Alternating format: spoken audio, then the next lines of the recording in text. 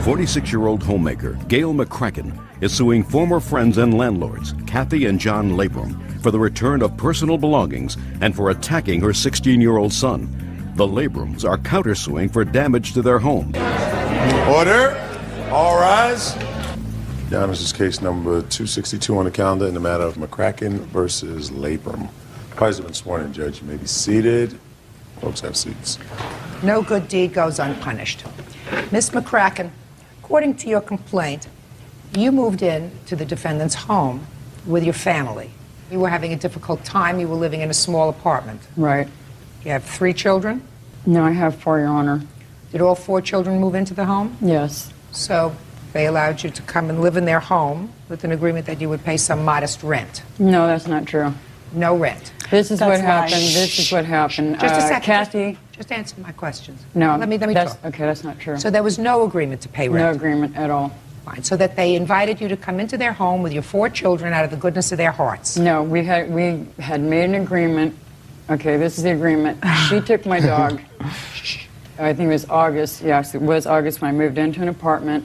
I couldn't have the dog there. I stayed there in the apartment for about 9 or 10 months. I don't have. I just get to the point. Okay, I'm sorry. What was the arrangement? Either you were going to pay them rent or you weren't going to pay them rent? I can't answer that because I had moved in and Kathy had not given me, we had not sat down and talked about the amount yet because they were too busy going through my stuff. Oh, right. Just a second. So what you're telling me was when you moved into their home with your 4 children, there was no agreement to pay rent. That's what you said. No, I'm sorry. Ma'am, I'm nervous. I am nervous. I'm tired. There was an agreement. We had not discussed. I can't say a total amount because we had never came to agreement on the amount of money. She needed to go over her mortgage payments to find out exactly how much it was going to take to save her house because her husband was a loser. And Miss McCracken, don't editorialize for me. Okay, the moment you moved into the house, I'm speaking. At the moment you moved into the house, you did not give them any rent. Let's do that. Oh, no. I gave them money before I went in to the house. And I gave them food stamps. Just a second. Did you give them any money when you moved with your 4 children into their house? Yes or no? Yes, ma'am. How much money did you give them? I'm not talking food stamps. $60 I gave Kathy before I even moved into the house because she needed to send it to Las Vegas to her friend named Jet. All right, $60. What other money did you give her? I got her son some diapers and I'm not talking about son target. I'm not talking about any of that stuff. So I was only there a few days. But your stuff was here much longer. Miss Labrum, I'm sorry. I don't want you to talk to her. Okay, I'm sorry, Because you Your won't Honor. give it to me. This is what your lawsuit is about. You say that he assaulted one of your children. Yes, he which did. That's forced not you. I'm sorry. Yes. I'm going to put you out. Okay, I'm sorry. Which forced you to move out of the house. And when you moved out of the house, you didn't take a lot of your stuff with you, and you're suing also for $5,000 for your stuff and for the assault on your son. Your Honor, that's correct. Kathy assaulted my son Saturday night, my son Michael. She hit him in the face with a book. They were in the garage going through my stuff. She claimed this book belonged to her, and she attacked my son and hit him in the face with it. My son turned around and called the police the next morning on her, and John lied. John lied to the police and told him that Kathy did not hit my son because he didn't want his wife going to jail because he knew he didn't have a job and they'd lose the whole house and everything. If that were the case, why didn't you move out that day? I'm going to tell you, I'm sorry. Miss Labrum, do it once more and you're out. Do you understand? You don't want to be out of here. I'm sorry, Your Honor. I was really upset. Okay. Now, is that the attack that you're talking about? No, that caused Your you to Honor. move out? No. Well, let's hear about the attack that caused you to move out. This happened the next day. My son, after he had called the police on Kathy for hitting him in the face with a book, the next day John took it upon himself to tell my son to get the F out of his house. And how old is your son? 16. Okay, is he here? No. Where is he? He's incarcerated. For what? I don't really want to say, Your Honor. It doesn't matter. It does matter. It does. Okay. Okay. Listen to me. Sit down. Maybe that'll keep you quiet. Yes, Your Honor. The next stop is the door. Okay. So tell me about this alleged assault by John. John told my son what happened. To get out? Yes, to get out. Michael said, no problem. He's laughing. He started to get up and walk out. John jumped up and rushed my son. Tried to push him through the window. Were you there? Yes, I was right there. Kathy was right there. And you witnessed it. And you said he jumped up and pushed him. Yes, he tried to push him through the window. And then my son turned around. They were fighting. Both of them were fighting. And Michael ended up getting John on the ground. And he started choking him. I mean, you got a 40-year-old man jumping a 16-year-old kid. That's uncalled for. And I didn't know what to do. I'm not going to jump in the middle of that. I mean, I didn't know what to do. I would like for my son to explain, because he's the one that helped get Michael. You be quiet. I'm sorry. Listen, he helped get Michael. Listen to me. I'm basing my decision on what you tell me. You were a witness. And there was an argument between this man who told your 16-year-old son to get out of the house because he had just called, I'm speaking, because your 16-year-old son had just called the police on his wife. You were living in the house or whatever. Clearly, it was a bad idea. I'm not interested in the assault. I'm not interested in the assault. Let's get to the property. You ultimately moved out.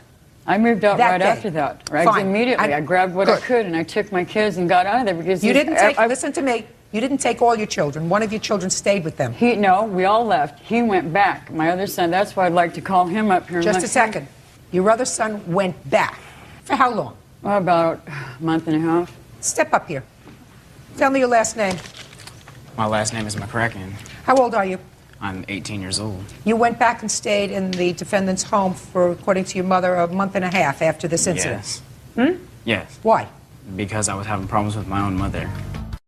Real cases, real people. Judge Judy. Gail McCracken says former landlords Kathy and John Labrum won't return her personal property.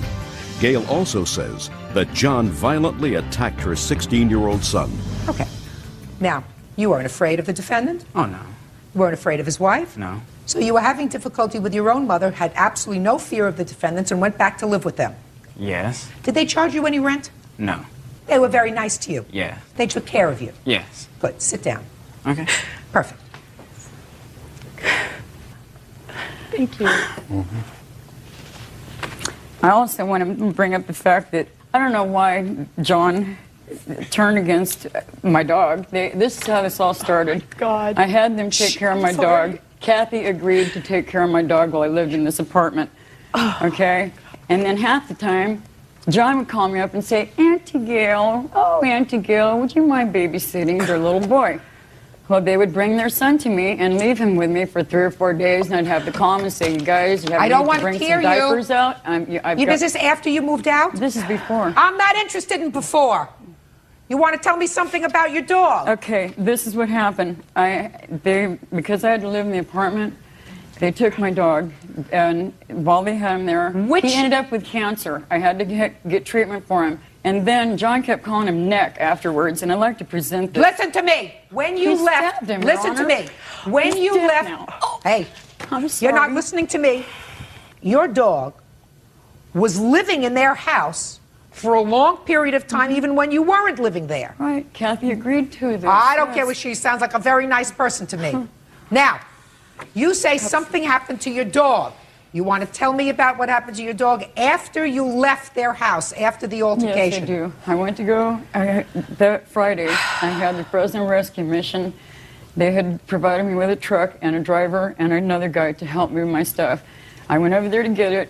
Kathy decided not to let me have my stuff. And we argued about it, and I said, I just want to get my stuff, that's all. And she says, give me the key. As soon as she got the key in her hand, she ran over there and hit the garage door and shut the garage. I tried 3 times to bounce it back up. The dog, madam. Oh, yeah. You want to tell me about the dog, which is what I asked you. She goes, oh, here, take your dog with you that I've been taking care of. And when he came out, he had a stab wound, and it's just blood running everywhere. He was oozing.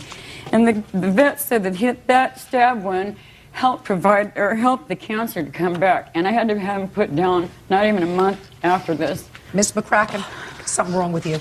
I don't believe that somebody who took care of your dog for months because you couldn't keep it, kept your 18-year-old son for months without charging him any rent because they felt sorry for him. I'm speaking. You told me in your complaint that they stabbed your dog to death. Now you tell me. Not to death. I never put. Now you tell me that they stabbed your dog with a screwdriver, is what you say here. Our dog died. This is devastating. Now you tell me that this stab wound caused the cancer to come back, which is what the dog said, Your Honor. He was a family pet. I'm going to deal with this case very quickly. Mr. Labor, Yes.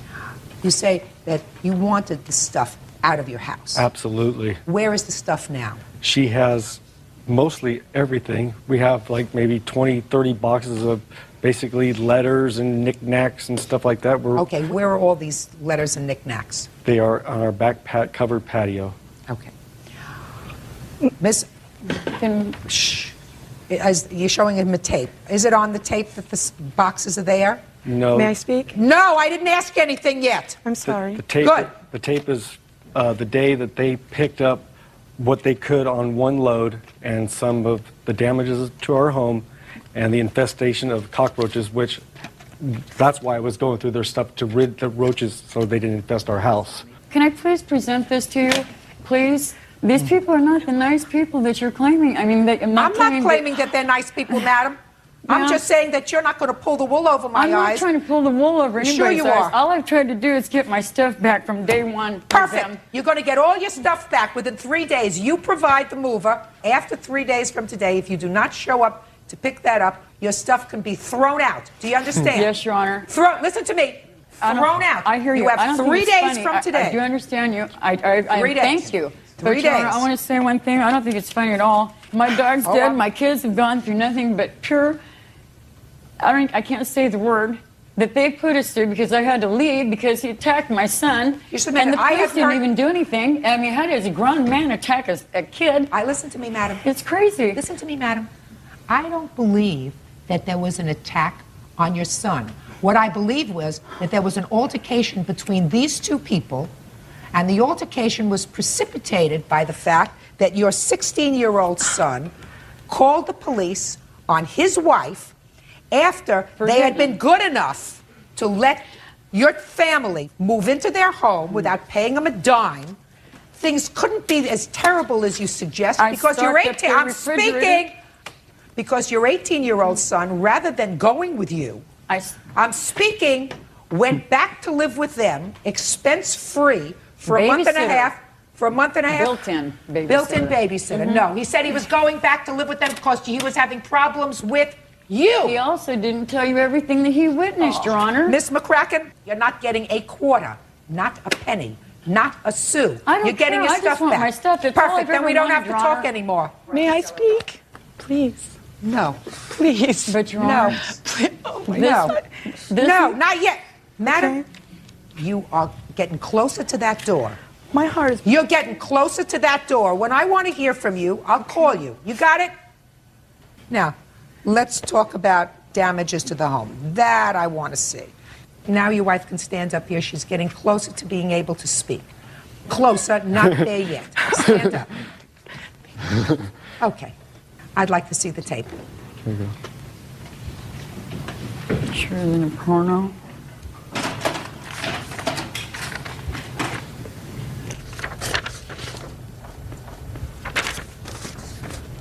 That's the carpet right there. There's no padding. The dog chewed the padding all up. Did you allow the dog to come into your house? Yes. Yes. That's the garage But she door. agreed to pay the damages, though. That's the Oh, gar- well, I'll get to that in a second. What is That's that? That's the garage door where the dog just scratched the heck up out of the door. Yes. They're lying. Miss McCracken. I didn't put those scratches there. That was never there. You're lying, John. Miss McCracken, I want you to be quiet. Okay. You say there was an agreement with Miss McCracken to pay for the damage done by the dog. Is that Correct. right? That's correct. Who was that made with? Me and Gail. Gail and I were the ones that made all agreements. That's why All John right, is so really the tell me- wrong person to be talking. Just pay attention to me. Okay. Madam. So far, he's not doing a bad job. I want to hear what arrangements you made with her with regard to paying for any damage the dog did to your home. May I speak now, Your Honor? Now I just asked you a question. Thank you can you. answer my question. Okay. The arrangement that we made was when I took the dog, 2 dogs, both male, not neutered, she told me it would be for approximately 2 weeks. These dogs were there for 9 months. One, we had to not allow to stay because the 2 dogs would constantly fight. That's why the bedroom was damaged, because she said that when one has to, you have to keep one inside, one outside, because they would fight. So I'd have to take one, lock it in the bedroom, take it outside, so the other one could go to the bathroom. I cleaned up their blah, blah, blah. Meanwhile, she had agreed. She said, any damages that these dogs do while on your property, I will pay for. And also, during the surgery that she said that the dog had, I cleaned its wounds. Oh, no, you didn't. Oh, my That's God. why I've taken back to the vet twice. So the Ms. agreement McCracken, was she would pay I'm for going to any dismiss damages. your lawsuit in total. Do you understand that? I think that, quite frankly, you got some nerve to sue them. I Your really Honor, do. I'm speaking. I would like to produce this, Oh, please. she's dying to show me something. It just shows she wanted me to move in to help her finalize her divorce, okay? She's scared to death of him. I'm This divorced. is her rap she laid on me to move into the house. I don't, madam. Neither one of them were working at the time, Your Honor. Listen to me. She took care of your dogs for 9 months. Your Honor. I'm speaking. She took care of your kid for 2 months after you moved out because he was afraid to live with you. He was never there. Oh, Miss McCracken, you've got a lot of nerve. Now, either you people are dumb to have allowed this to happen in your house. It's embarrassing. Or just, Oh, or God. I don't know what. Clearly, Big heart. clearly, there's something wrong with you. No, I have a big Clearly, heart. there's No, something yeah, wrong you have with a you. big heart. And I don't understand Gail? what it is. All right, so let's talk about it. I do believe that there was an agreement, because otherwise you would be crazy to keep these dogs, that whatever damage the dogs did, she would take care of. She never Because had all those that dogs. sounds logical to me. Absolutely. It doesn't sound reasonable to me that you would keep these dogs that were doing damage to your house, and one dog was returned to you. Is that right? The one Speak. dog she'd only Just- had for a little time. And It he was tore up the returned carpet to and you. I took him to the SPCA. 'Cause I It couldn't do was anything with him. returned to you. I just want to say she No, I stated don't that want the you to dogs say were there anything. 9 months. There was only one dog there. I understand that. Okay, the other dog was only there a little bit. Okay? I said that. Oh, something wrong with you. Should I'm have stayed mad. away from her longer. I'm very mad. No, you can be very mad, but And you he's have absolutely lying. no I don't basis to be appreciate very you talking mad. about my mother like that, all right? I want to tell you something. All right? He's got him. You have a nerve filing a complaint against them for $5,000. I have no idea why you think that you are entitled to claim $5,000 in damages against these people. Absolutely none. You moved with your 4 children into their home, which, believe me, to have Big 5 mistake. people in the home, not paying a quarter, by the way, not a quarter, nothing, except your food stamps. Oh, I stocked their whole refrigerator and had to leave and had nothing, no money, no nothing. Kids have to And you eat. took all the food with you when you left, kept Gail. it, Kath. All right, Fine. quiet. Okay, the only thing she's getting out of this lawsuit is getting her stuff. Thank God. Thank 3 you, days. Your Honor. And I what you're appreciate getting on your counterclaim is the $120 that you got as an estimate to repair the carpet. Don't be foolish again. You do not invite strangers into your home. Do you understand? Strange. Yes, Your Honor. Very Don't strange. invite strangers into your home. She also agreed to have our house sprayed for the roaches she brought in, too. I thought, you Listen know to what? me. I Listen told to him me. in You the may have had beginning. roaches in there, and I don't. I've never before. and, Right. And maybe not. But Absolutely is, not. when the I agreement told she him made is before an I would put agreement, everything in Do- storage until and Don't get rid of it, do bomb it. it, and do it all. And Never. no, bring it in Do you there because they understand? needed my money Never. for their house. ever. They were going to lose their embarrassing that- house. Now, this is case number 273 on the calendar in the matter of Jones versus Phils. Parties have been sworn in, Judge. You may be seated. Gentlemen, have seats, please. Miss Jones, according to your complaint, you and the defendant, who were friends, got into an altercation in his car. You had called him to take you to some sort of party to see if there was anything going on that evening. He was nice enough. He came over and picked you up at your house, correct? Yes. What time was this? It was about 12, maybe. At night? 12:30, yes. Had you been drinking that night? Yes, I had, before I left my house, before he picked me up, I had 2 16 ounces of beer. And so he picked you up, and what happened when you got into the car? Well, when I got into the car, we were laughing, talking, you know, having a good time, driving. When we got into Dorchester, I said, so, where are we going? He was like, we're going to my house.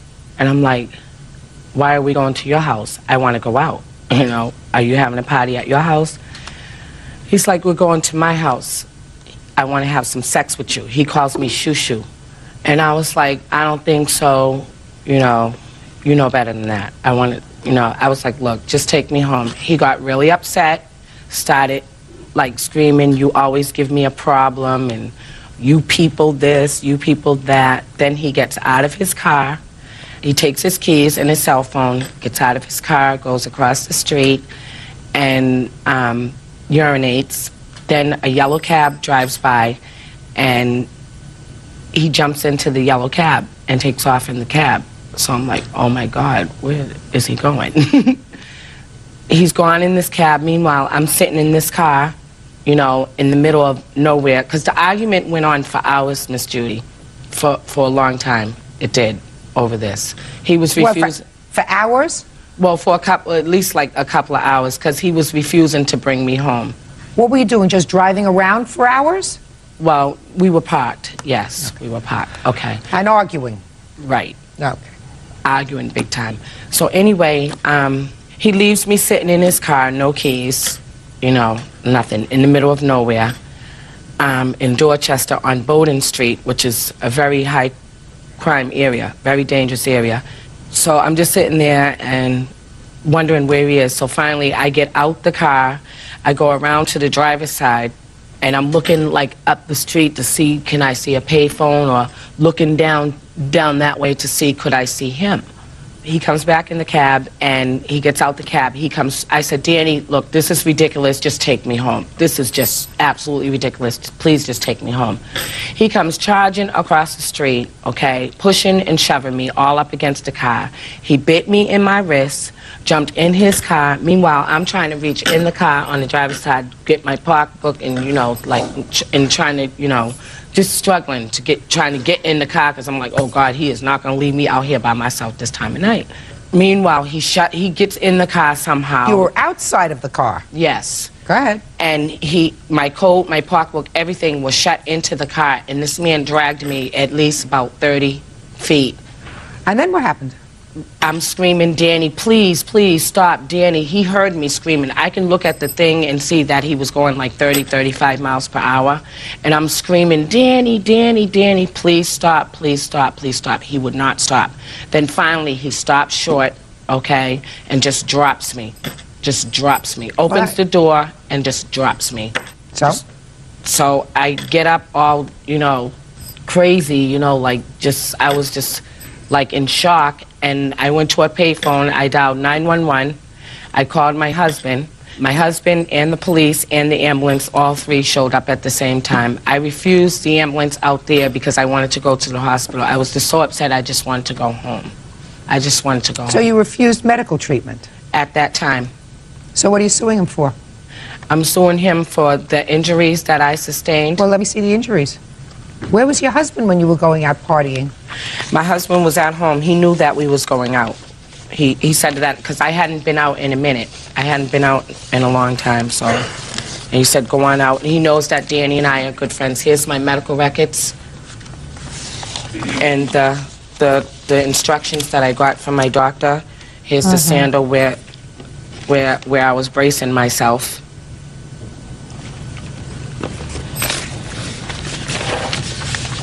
He could have killed me.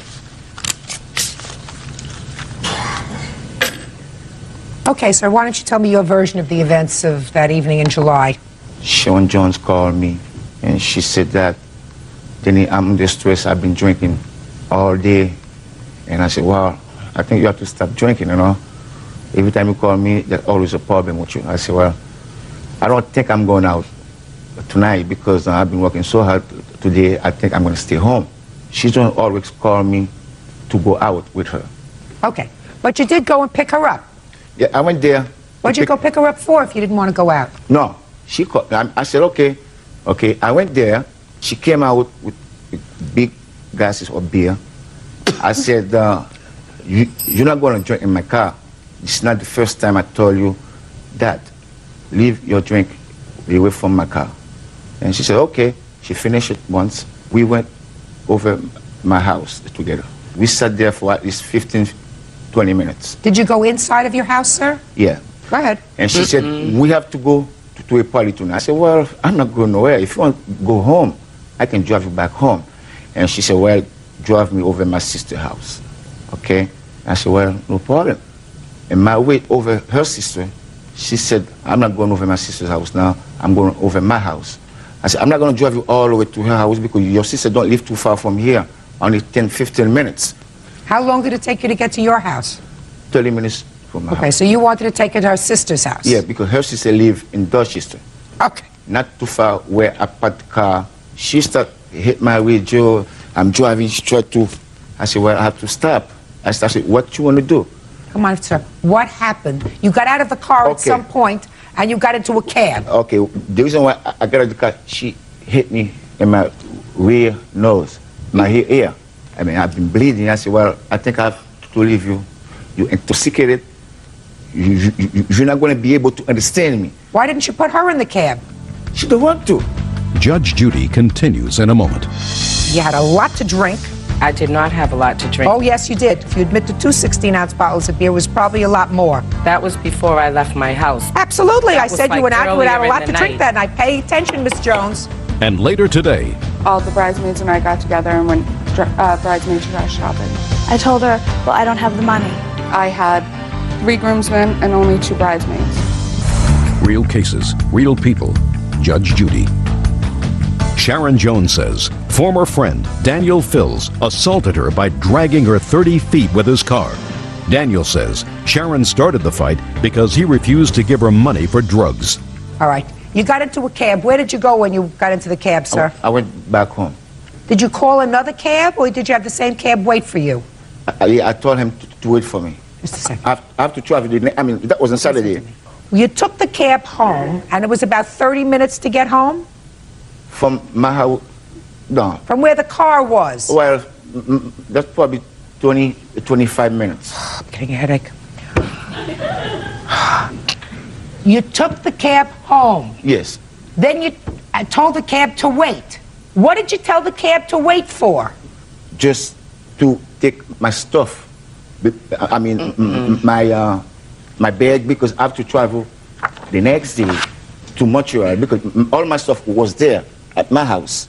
So you went and picked up your bag? Yes, because I have to travel to Montreal. I have to drive back to Montreal. I have to drive to Montreal that day. You have to drive to Montreal? Yes. Oh, you were driving to Montreal? Yes. Okay. When you came back in the cab, did you have your suitcase with you? Yeah, I came back with my suitcase. Oh, for crying out loud. Well, according to your answer, you tried to pull her out of the car by her legs, right? No. Listen to me, sir. Let me read your answer. You say, when I returned to my car, Sharon was still sitting in it. I told her to get out because I didn't want anything else to do with her. She got mad and started punching my radio, which cost me $400 to fix. That's when I went around to the passenger side and started pulling her out by her legs. She started punching in the window. She said, stop. This is my car. I can't afford another one. She said, I don't care. I said, the reason why you don't care because you don't work. You don't work. I mean, you're having this nice, quiet conversation with her. The reason you don't care is because you don't work. It's in the middle of the night. By this time, it must be, what, 3 o'clock in the morning. You got 3 kids, right? And a husband who's home and has no problem with you going out to parties Friday night. He babysits for the 3 kids. I don't go out all the time. It was just that night. I hadn't been out in a few months. Oh. You remember hitting him? I did not hit him, Your Honor. I don't think you remember anything that went on that evening, quite frankly. Oh, yes, I do remember exactly everything. Miss Jones, he had a scraped knee. That's what I see here. A very terrible scraped knee. You were out that night. You had a lot to drink. You got into an argument with him. I did not have a lot to drink. Oh, yes, you did. According to you, you had 2 16-ounce bottles of beer. If you admit to 2 16-ounce bottles of beer, it was probably a lot more. That was before I left my house. Absolutely. I was said like you went out, you had a lot to earlier in the drink night. that night. Pay attention, Miss Jones. I believe that you hit him. What reason do you think he would have to leave you in his car? What kind of car do you have? BMW. What year? 94. Nice car. What reason do you think he would have to leave you in an area that you say is not a good area, in his car that I'm sure he's very fond of, unless there was a problem? The problem was that he wanted to, he was not taking, he didn't want to take me home because he wanted to take me to his house to have sex. So get out of the car. What are you sitting there waiting for him to come back for? I did get out of the car. You were waiting for him to come back. That's what you said. You said you got out of the car, you were looking one way, you were looking the other way. You were waiting for him to come back. That's right. Why didn't you try to get a cab and go to your sister's house? She I was 15 standing minutes out away. there, Miss Judy, looking, oh, whatever. Something doesn't smell right, something doesn't feel right with this case. In any event, I don't find that you were dragged 30 feet. If somebody's dragged 30 feet in the car, they have more than a scraped knee. You did not want to go to a hospital, and when you went to the doctor days later, all you had was a scrape on your knee. You get more than a scrape on your knee when a car drags you 30 feet. Wouldn't you say so? I had a cervical strain, a low back strain, and a neck strain. I was No. in a lot of pain. That's what you said. That's what you told the doctor. You reported to the doctor that you had all these injuries, back and neck, but they took all kinds of other tests, and they found nothing wrong with you except by your own reporting. You said this hurts, and this hurts, and this hurts. The doctor wrote down that was the diagnosis. Take aspirins. That's what I'm telling you. Take an aspirin. Your case is dismissed. Parties are excused. You may step out. She tried to get some money out of me, but she didn't get it. I should have just stayed at home and instead of coming on national TV making a fool out of myself. And now the next case. All parties on George versus Prescott. Step forward, please. 23-year-old cashier Linda Cross George is suing her former friend, 23-year-old teacher Rhonda Prescott, for a deposit on a bridesmaid's dress. Rhonda says she didn't have the money and didn't attend the wedding. Miss George, according to your complaint, you and the defendant were friends. Yes, we were. And you became engaged. I did. You asked the defendant to be in your wedding party to be a bridesmaid. Yes. She ended up not being in the wedding party, and it's your claim that she owes you for her bridesmaid's dress. Yes, Your Honor. When were you supposed to be married? We got married September 23rd this year. And when had you asked her to be part of your wedding party? Somewhere around January. The 29th, all the bridesmaids and I got together and went bridesmaid dress shopping. Including the defendant? Including her, yes. And what happened when you went shopping? They picked out the dress, which is right here. Everyone agreed. Nice dress. Thank you. The dress was for a total of $196. And everyone agreed that within a few weeks that they would put the required 50% deposit down on the dress so that the dress order could go out, and we'd receive them in a few months. And? And as of March 4th, when I went to put the deposit, to send out the dress order, Rhonda had yet to put the deposit on it. Well, was she supposed to do that to you or to the dress shop? To the dress shop. She and I had talked previously, and she said that she was having car trouble, but that she would make it up there. She had the money. It was just a matter of getting up there. Judge Judy continues in a moment. You knew she was not going to be in the wedding Pretty party. much, yes. March, April, May, June. You haven't spoken to her. She won't return your phone calls. You don't even want her in your wedding party anymore, right? Real cases, real people. Judge Judy. Linda Cross George says former friend Rhonda Prescott owes her for the deposit on a bridesmaid's dress. Did she ask you to go and put the money down for her? No, she never did. She said that she would make it up there. So she never asked you to put the down No. payment down? So that was sometime in March? On March 4th. Okay, so you put it down on March 4th, and what did you do after you put down her deposit?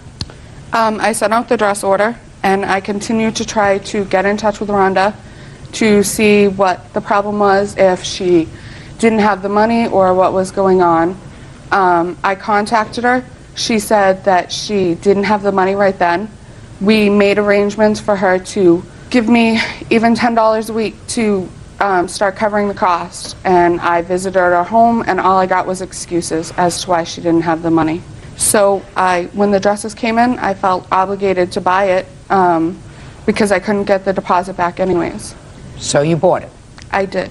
Did somebody else wear it to the wedding? I had to eventually ask my cousin to be in the wedding because I had 3 groomsmen and only 2 bridesmaids.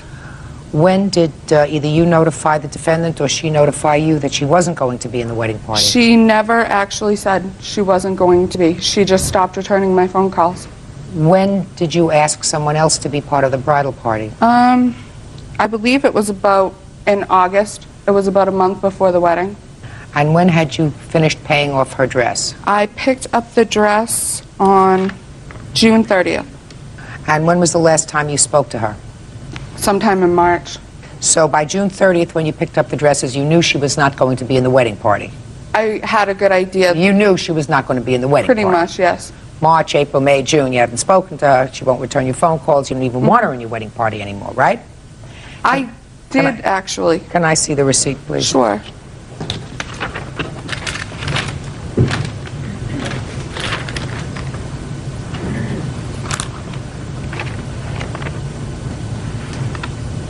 Did you initially tell her that you were going to be in the bridal party? Yes, I did. And did you originally tell her that you were going to pay for the bridal dress? Yes, I said I'd put the deposit down on it. You did say that? Yes. Okay. What I understood was if I didn't have the deposit down in time, that she would just forfeit my dress from the wedding party and I wouldn't be in the wedding. I even left a message on her answering machine saying that the night before. Night before what? That we were supposed to go back to that she called me up one night and she said that you never went and put your deposit down and want to know what's going on. I called back and left a message saying, well, I told her everything that had happened, the car breaking down, and I said, well, if you don't want me in your wedding, I understand, and that's what I said. Your Honor, I never got that message. When she called you initially and told you that she had put the deposit down on the dress, what did you say to her? I told her, well, I don't have the money. Did you tell her that you would try to make payments on the deposit No, that she I did put not. down? You didn't? No. I told her I didn't want to be in the wedding after she had charged it. How much after? If I remember correctly, it would have been 2 to 3 days after. I can't remember exact dates. She never said to me that she didn't want to be in the wedding party because I would not have waited until August to try to find another bridesmaid. Judge Judy will continue in a moment. So this is the way I see it. I believe that there was an understanding at the time that you put down the deposit on this dress that she was going to be in the bridal party. Yes. But it was clear to you at the time that you picked up the dresses that she was not going to be in the bridal party. And if she was not going to be in the bridal party, she should not be responsible for the other half that you spent. Okay. Perfect. Judgment for the plaintiff in the amount of $98. Thank you. Yeah, this is case number 283 on the calendar, the matter of House versus Sparks. Parties have been sworn in, Judge. You may be seated. You folks have seats, please. Mrs. House, according to your complaint, you have a son whose name is Paul. Yes, I do. And the defendant has several children. Yes. One of those children is a young girl. What is her name? Vanessa. And Paul and Vanessa, who is not here, are friends. Right, they were. According to what I've read, your son was at home. Yes. And he wasn't supposed to have any company. Right. And Vanessa was there. Vanessa wasn't there, the boys were there. Her brothers came over, and you believe they stole money from you. Correct. And you found this out. You went over to the defendant's home. Correct. When you got to the defendant's home, the boys came back from a shopping spree at the local department store. They had $100 worth of toys sitting there in a bag. Well, you called the police at some point. Police came over and had a family conference. Is that right? With my part of the family. The Houses were not involved in that part.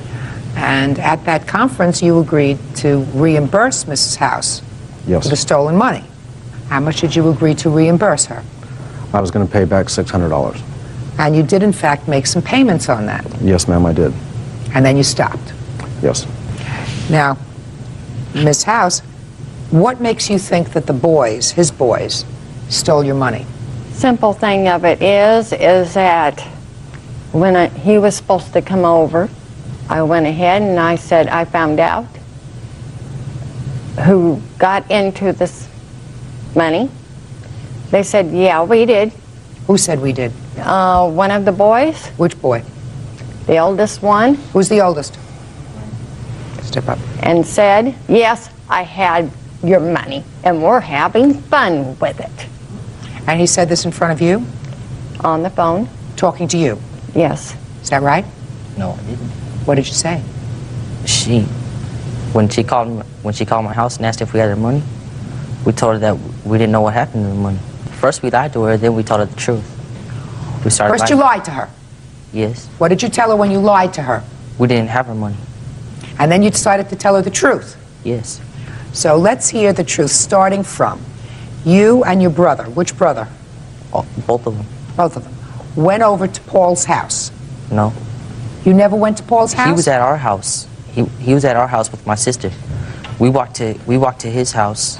So you did go to his house? Yeah, but he was at our house first. Fine. He was at your house first. Nothing got stolen at your house, right? Not that I know of. And then you went back to his house? Yes. Why? I'm not sure. I don't remember. Well, let's try to think hard. What did you leave your house for? Your sister was home at your house? Yes. So Vanessa was home. Yes. And they're friends, Vanessa and Paul. So I want you to think back really hard. Why did you go back to Paul's house? I think it was to get some clothes. What do you mean you think? That's what we went there to get, is to get him some clothes.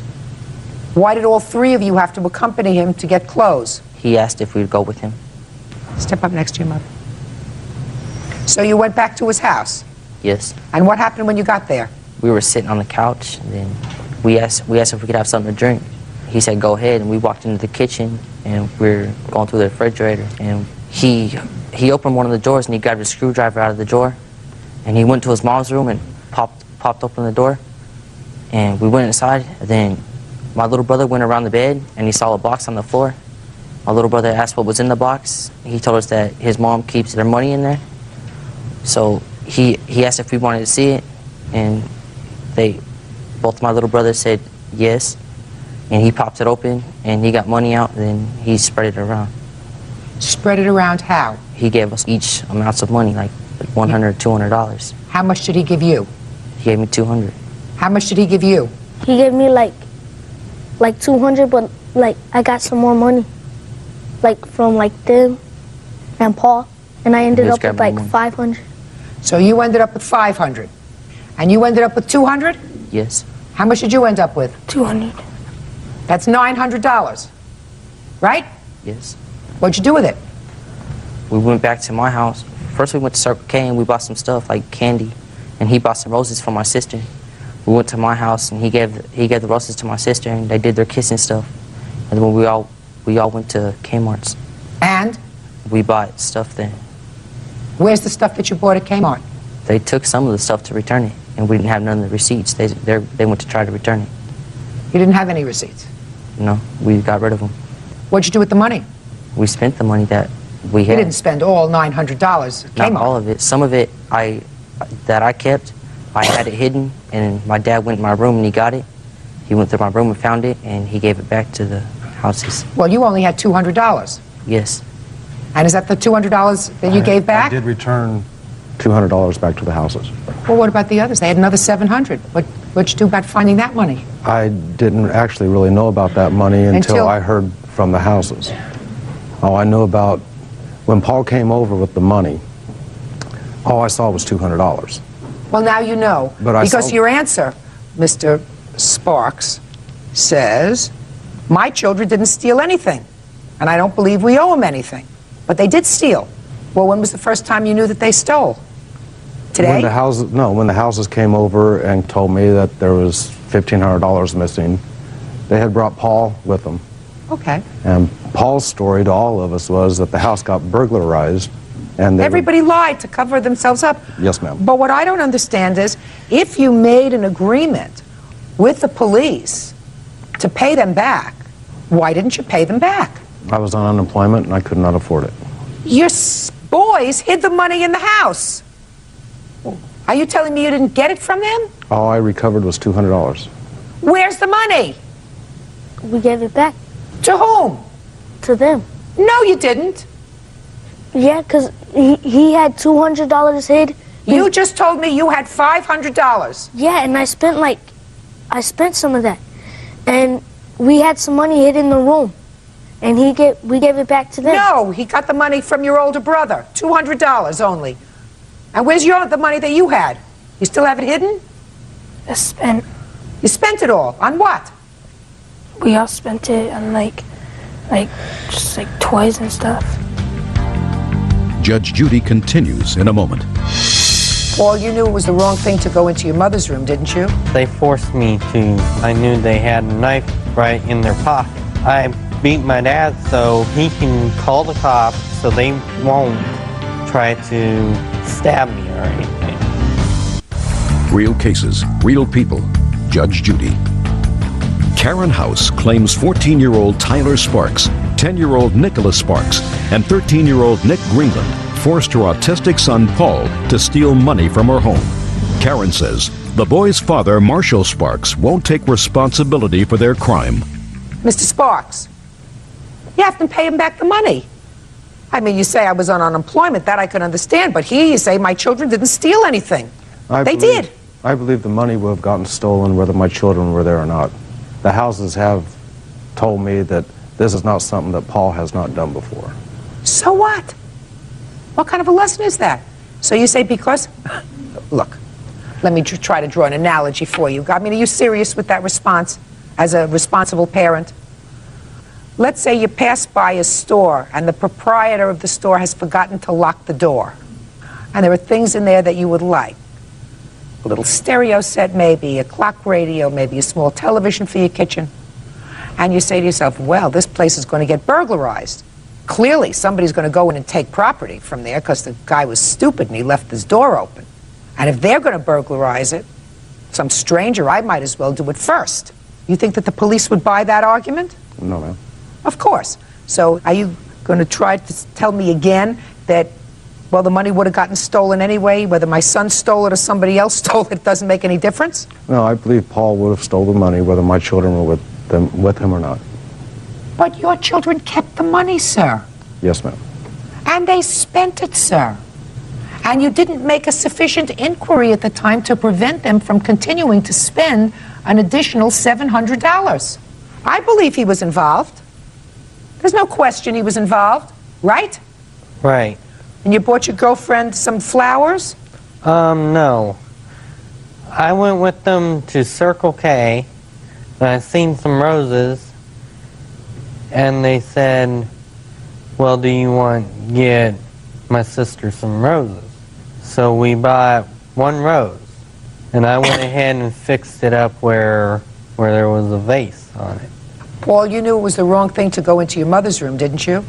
Yes, they forced me to get in there. How did they force you, Paul? They went ahead and said, we will split you and my sister up. And at that time, I knew they had a knife right in their pocket because they showed it to me before we went to the house. And they did not go to get some clothes. They went there to think of snooping around my house and go in my niece's drawer, my room, and tried to think of a way to get me open it. At that time when they asked me to open it, I beat my dad so he can sorely call the cops and report it why I'm in there so they won't try to stab me or anything. Did you beep your dad? Yes, I did. He did not answer. Is Vanessa in your class in school? Yes, she is. How long has Vanessa been in your class in school? Last year and this year. Is your daughter in a special education class Yes, as well? What's her diagnosis? Down syndrome. And Vanessa is like your girlfriend? Yes, she did go in the house before I went to their house. Because after we got from church, I was looking for tape and I did not want her to wait out there. I was being nice. And then when we got to his house, he asked me for a cigarette because I was trying to get my mom to quit, and I had some cigarettes in my room. And I'm trying to quit though. Do you smoke? Yes, I'm trying to quit though. And then the brothers went ahead and asked their dad, can I please go to Paul's house? And I was like, I did not have anything planned to go to my house. Okay, Paul. Did you keep any of this money? They put $100 in my pocket, but I did not spend it. I was trying to save it and hand it back to my mom. Did you give it back to her? No, they took it. When did they take it? Before I went to night church. Was that the same day when you would all been in your mom's room? Yes. And they took the money back from you? Who took it back from you? Lucas, the oldest one. Mm-hmm. Okay, Paul, why don't you sit down? Thank you. Okay. You getting the picture? Yes. You're not nice. Judge Judy continues in a moment. You ever appear before a family court judge before? Yes. Was it a man or a woman? It was a man. Speak up! It was a man. Was he nice? Yes. Kind? Yes. I'm not! Real cases, real people. Judge Judy. 17-year-old special needs student Paul House says his girlfriend's brothers forced him at knife point to steal money from his mother's home. The boy's father, Marshall Sparks, says Paul has a history of stealing money. You been in trouble before? Yes. You on probation out of juvenile court? No. Were you on probation out of juvenile court? Yes. For how long? 90 days. For what? Burglary. So you're on probation at the time police came to your house? No, ma'am. Had he completed his probation? Yes, when? It would have been back in 1999, November, possibly. You married, sir? No, ma'am. Single parent. You have 4 children? Yes, ma'am. These 3 and your daughter? Actually, the middle child is like a stepson. Explain that to me. His mother and I are engaged. Other than Lucas, have either one of these other 2 boys been arrested? Yes. Both? Yes. For burglary? Shoplifting and burglary. How much was taken from your house, Miss House? $1,340. You got back 200. And $2. So what your outstanding is $1138. True. You better pay that money. He put me through misery. I'm going to tell you something. Aside from the fact that your sons are thieves, to suggest that they are operating on an even playing field with Paul is outrageous, Mr. Sparks. I did not intend to make that accusation. Well, He that's kept what on. that's what it appears in your answer, sir. What you said was, I believe that Paul stole the money to impress my daughter. Yes, ma'am. Well, that's not true. They stole the money because they threatened someone who is clearly not as competent as they are. Stand up. Uncross your arms, both of you, and stand up. Over there. Right here. You reach a certain point in your life when you take your hands out of your pocket, don't even think about putting it in your pocket. Did you ever appear before a family court judge before? No. What? No. You? Yes.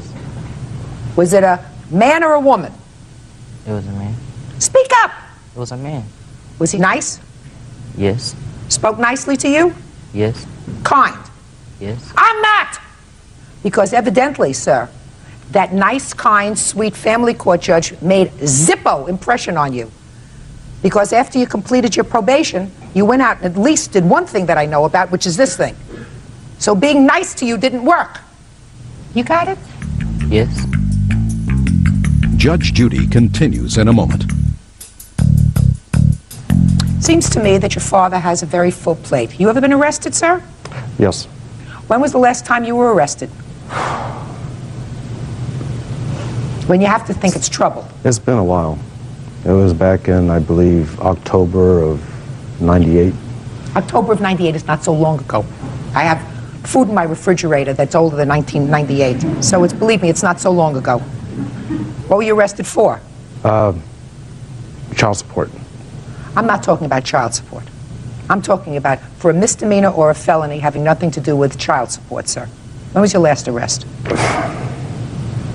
Probably February of '98. For what? Disturbing the peace. You reach a crossroads. Sometimes you reach it when you're 10, sometimes you reach it when you're 12, sometimes you reach it when you're 30. You can either have a life when you're a bum. You know what a bum is? Yes. Or you can be a good person. Right now, 3 of you are on your ways to becoming a bum. You, and you. You victimize somebody, that's him, who you know you can victimize because you're not nice people. And you should be more sympathetic because you have a sister who is also disabled. Right? Yes. How would you like it if somebody victimized your sister? How would you like it if somebody, because of her disability, took her to their house and sexually abused her? How'd you like that? Be very mad. So, you have a choice. And I certainly hope if you ever come before another family court judge, they don't do you a favor and be nice to you. They do you a favor and put you in jail. Judgment for the plaintiff in the amount of the complaint, which is $1,138. I hope you're very proud of your sons, Mr. Sparks. That's all. And now the next case. All parties on Brunner versus Coley Jones. Step forward, please. 12-year-old Sherry Brunner and her mother, 48-year-old daycare provider Lori Brunner, says Sherry was discriminated against by Junior Football League commissioners Calvin Coley and John Jones. Is your claim that your daughter, I assume this daughter, was the victim of gender discrimination by the defendants when she was cut from the football team? Yes, ma'am. That's what this is all about. Yes. Tell me your first name. Sherry. What happened to your leg? I had surgery. For what? I had a birthmark that was supposed to be cancerous. When did you have that surgery? August 11th. Okay. Sherry, when for the first time did you try out for the football team? I think it was 98. Is this a school football team? No. A league? Yes. And were the defendants the coaches at that time? Yes, ma'am. Now, did you play at all the first year? The first year, yes. How many other women were on the team? No one. I was Just the only you? one. You like football? Yes, I do. And you got to play? Yes. When were there supposed to be the tryouts for the second year? I think August. Now, according to what I've read, Sherry, they have something that the defendants call Hell Week. Right. You know what that is? Yes, I do. Tell me what it is. For a whole week that you do drills, push-ups, running, all that kind of stuff. It's like what you really don't want to do. And everybody does that? Yes. But you didn't? The first week, because I was at... First week? Right. Tell me why you didn't go. Because I was at New York visiting my grandma. Did you discuss that with your coaches? I discussed that with JJ, and he Who's said... JJ? I'm JJ. Okay, you told JJ that you were not going to be there for Hell Week? Right. And he said that that would be no problem. How long did you spend with your grandmother? For about 2 months. So you were in New York the entire summer vacation? Yes. And when did you have to be back in school? September 1st. When was Hell Week? Latter part of July. You didn't return until when? August 1st, the second week of practice. Why didn't you come back a week early for your practice? Well, what happens is my grandma already scheduled it for like a long time. She has frequent flyer mileage, and she schedules it for a long time. She schedules it from a long time before, so I knew when I was going to be back and everything. Yeah, but you can change a frequent flyer ticket. You pay a little bit of a penalty. It's difficult to change it. No, you can't. You pay a penalty, like $50, and they let you change the date a week later, a week earlier. It's not a problem. Judge Judy continues in a moment. Nobody who made the team missed the entire week of Hell Week. Nobody. Right? Right. Real cases, real people. Judge Judy. 12-year-old Sherry Brunner says Football League commissioners Calvin Coley and John Jones discriminated against her by cutting her from the team. So you didn't go to Hell Week, a week that everybody doesn't like, and you came back the following week. Right. And when you came back the following week, what happened? I was supposed to be conditioned. And what does that mean? I have to have 10 hours of conditioning before I can put pads on, helmet, get my full gear. Okay, and what happened? Sometimes I ran for the whole practice. I did everything they asked me to. And how many cuts were there? I don't know. How many There were cuts 5. were there? Sherry was one of them. Yes. And I assume that since she was the only girl, the other 4 were boys. Yes. Were any of the other 4 boys that were cut boys that had been in the first year? Yes. How many? One other veteran. Now, were you told by Sherry sometime in April that she wasn't going to be able to be there for Hell Week? She mentioned that to us, and we told her at that time that the prior year that she played in '98, we didn't have cuts because we didn't have that many kids. Our max allowance for kids is 35, and we were going over. Every year we were going higher and higher. And we explained then that that was a crucial time and she needed to be there because we had to anticipate more than 35 during that coming season. You have your records with you? Yes, ma'am. Take a look. Tell me if any of the other 40 people missed the entire week of Hell Week. We might need to ask the coach himself. Okay, take a look.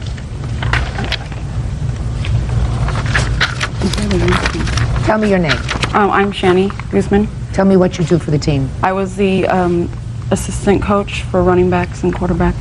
There's one kid here that missed 1 day, and another child that missed the first 2 days, but they made the team. So the answer is nobody else missed the entire week. One missed 1 day, one missed 2 days, but nobody who made the team missed the entire week of Hell Week. Nobody.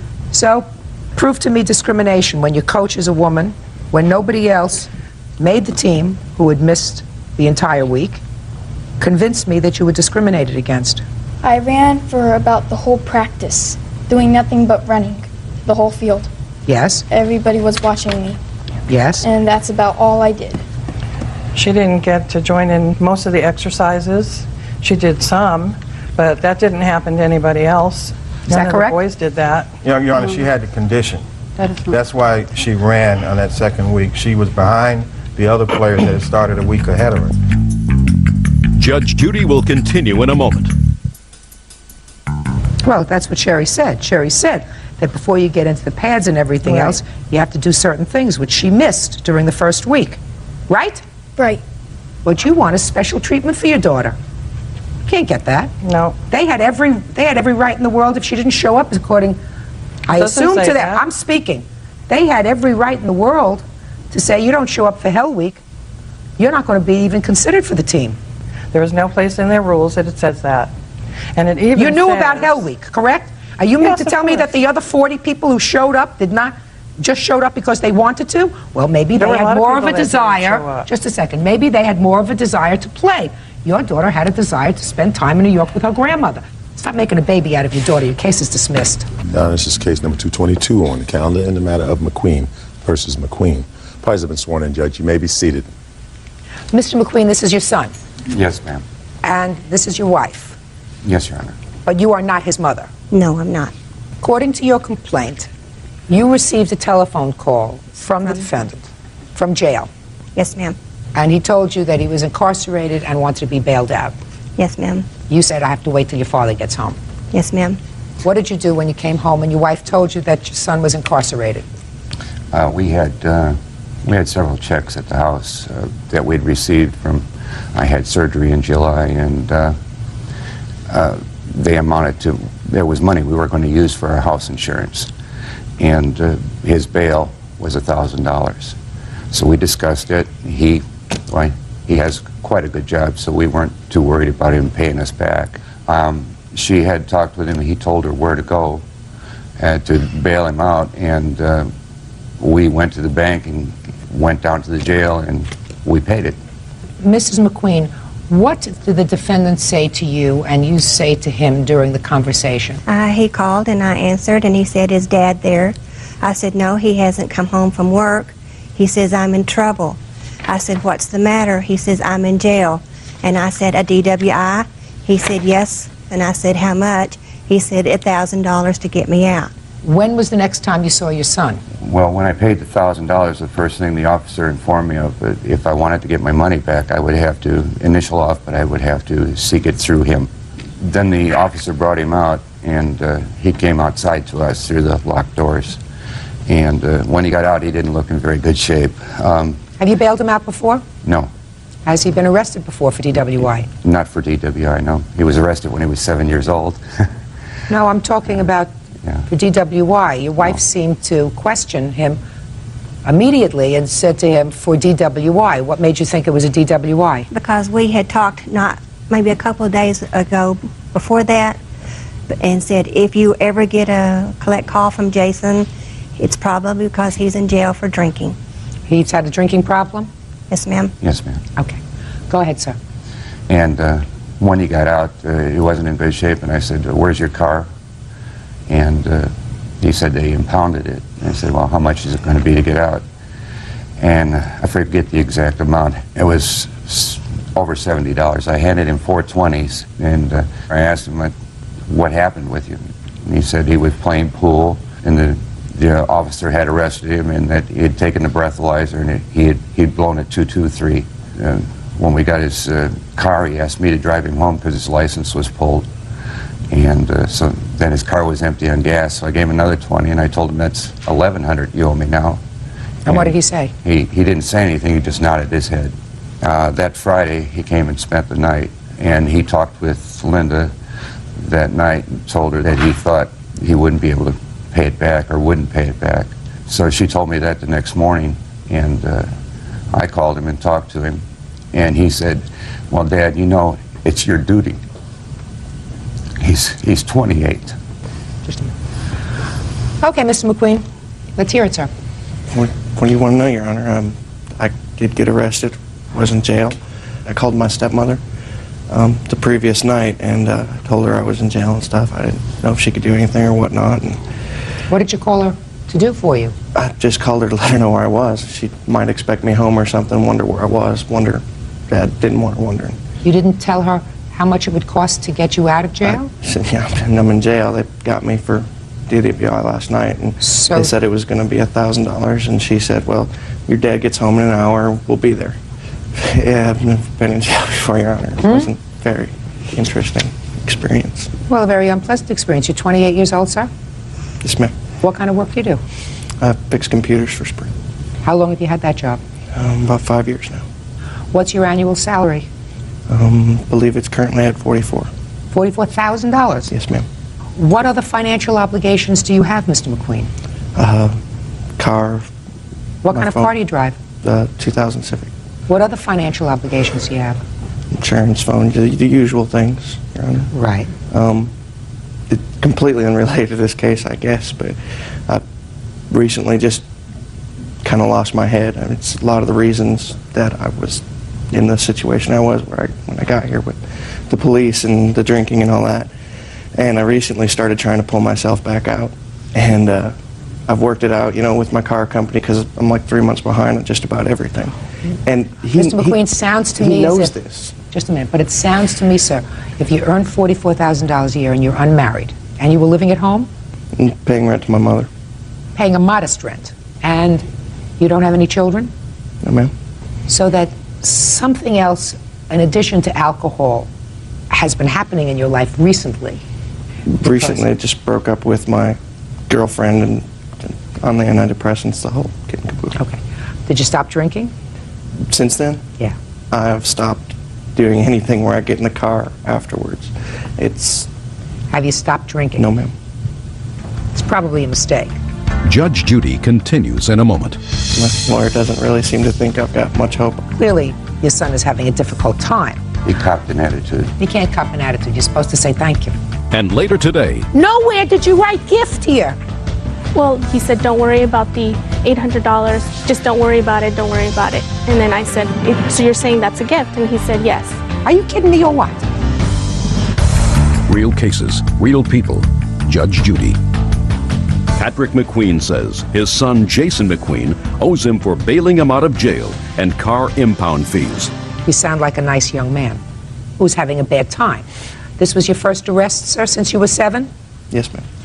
And you've held the same job for 5 years, which means that he's really not a bum. No. Right? No. Can you not believe you're standing here? It was a month ago, Your Honor. It was the 6th. That was the day I got arrested. Well, what happens, Mr. McQueen, is when you say, there's no way I can pay you back, that makes them angry. Do you understand? I don't know whether I would have, as a parent, Mr. McQueen, pursued this matter as expeditiously as you did, because clearly your son is having a difficult time. No offense, Your Honor, I've had quite enough police around me. Didn't need any more. Oh. All right. You copped an attitude. You can't cop an attitude. You're supposed to say thank you.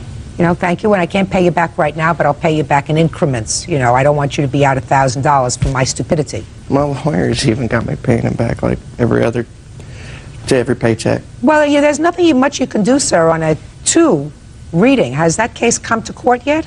No, ma'am. It's a 2-3. Shh. Did you tell your attorney in the criminal matter that you planned on appearing in civil court today? Yes, ma'am. Did your attorney suggest to you that that was not a good idea? No, ma'am. Get another attorney. Can I inquire as to why?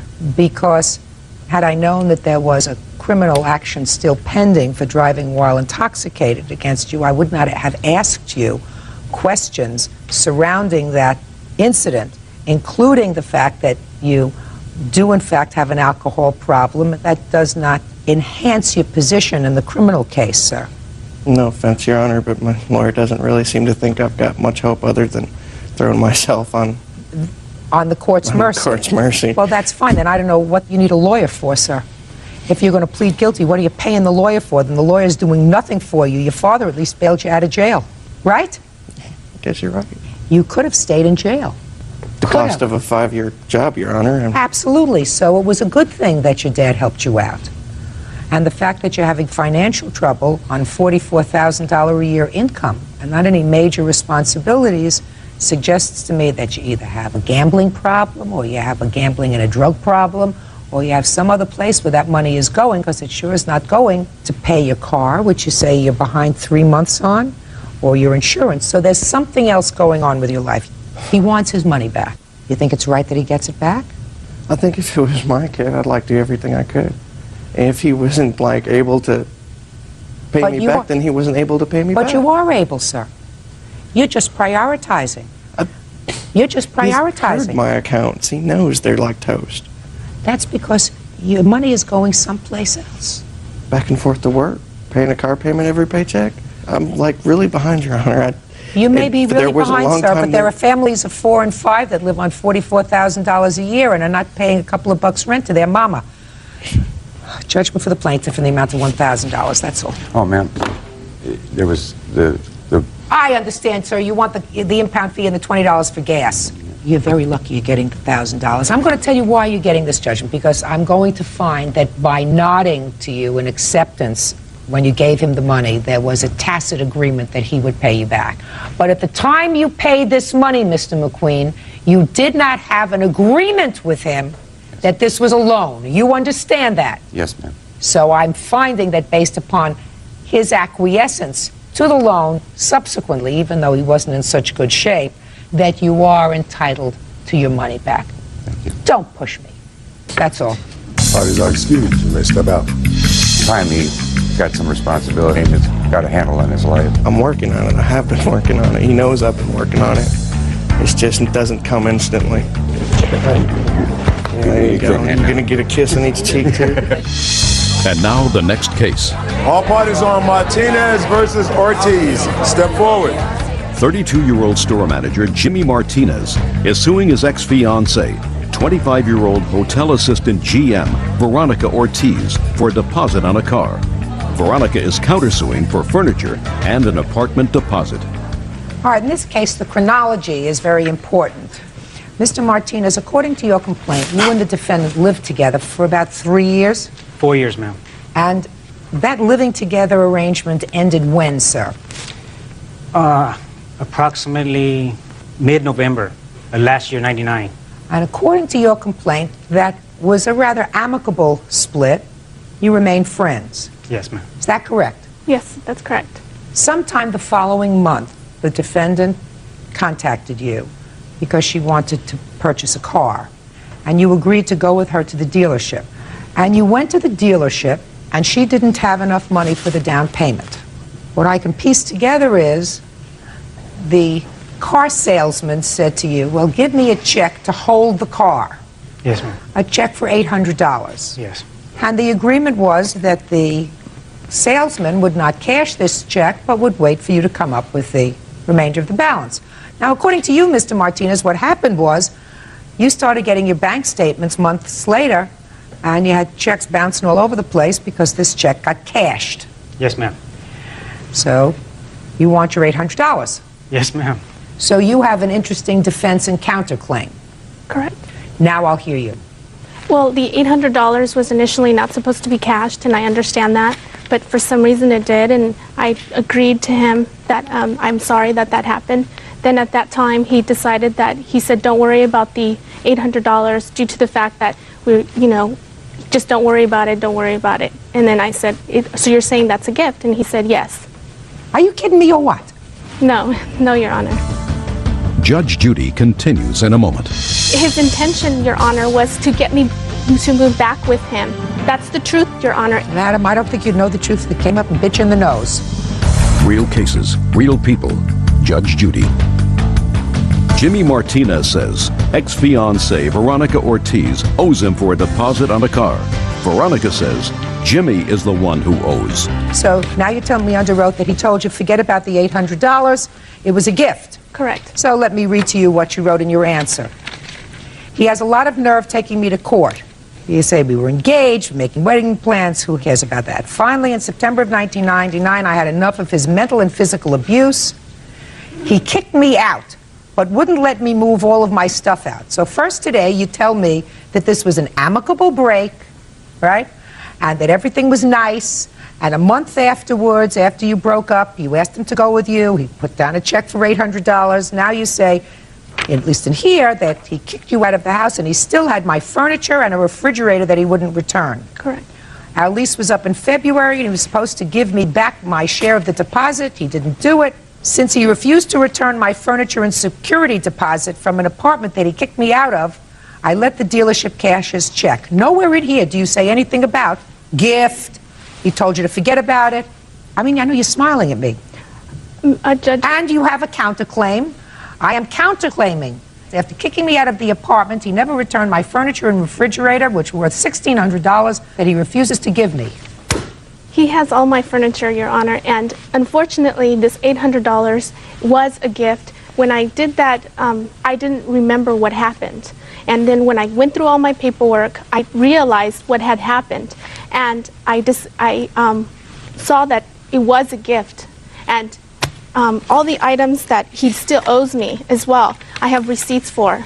I have several pieces of furniture and also... I don't care about your furniture, madam. You told me this was a gift. That's correct, Your Honor. Nowhere did you write gift here. It's because I didn't go through my paperwork, Your What do you have to go through your paperwork for? Because I didn't realize... Where in your paperwork does it show you gift? Show me where in the paperwork it says gift. That your recollection was refreshed after you went through your paperwork. Show me where it says No, gift. Your Honor, I don't have anything that states that it was a gift. Well, just a second. So that when you went through your paperwork, what refreshed your recollection that led you to believe that now it was a gift? Because the conversation that we had, he sent me a letter in regards to the $800. Well, then let me see it. Okay. Judge, I highlighted the pieces that I remember. Shh.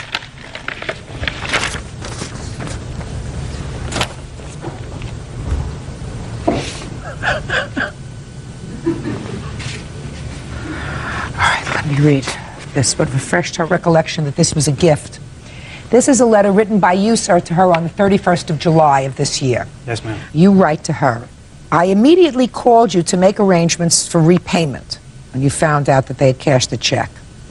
You said you couldn't pay me at that time and asked me if I would take several pieces of furniture in lieu of the money. I declined that offer because what I had loaned you was $800 in cash, and that's what I expected back in return. That's what you underlined, by the way. That's what you highlighted.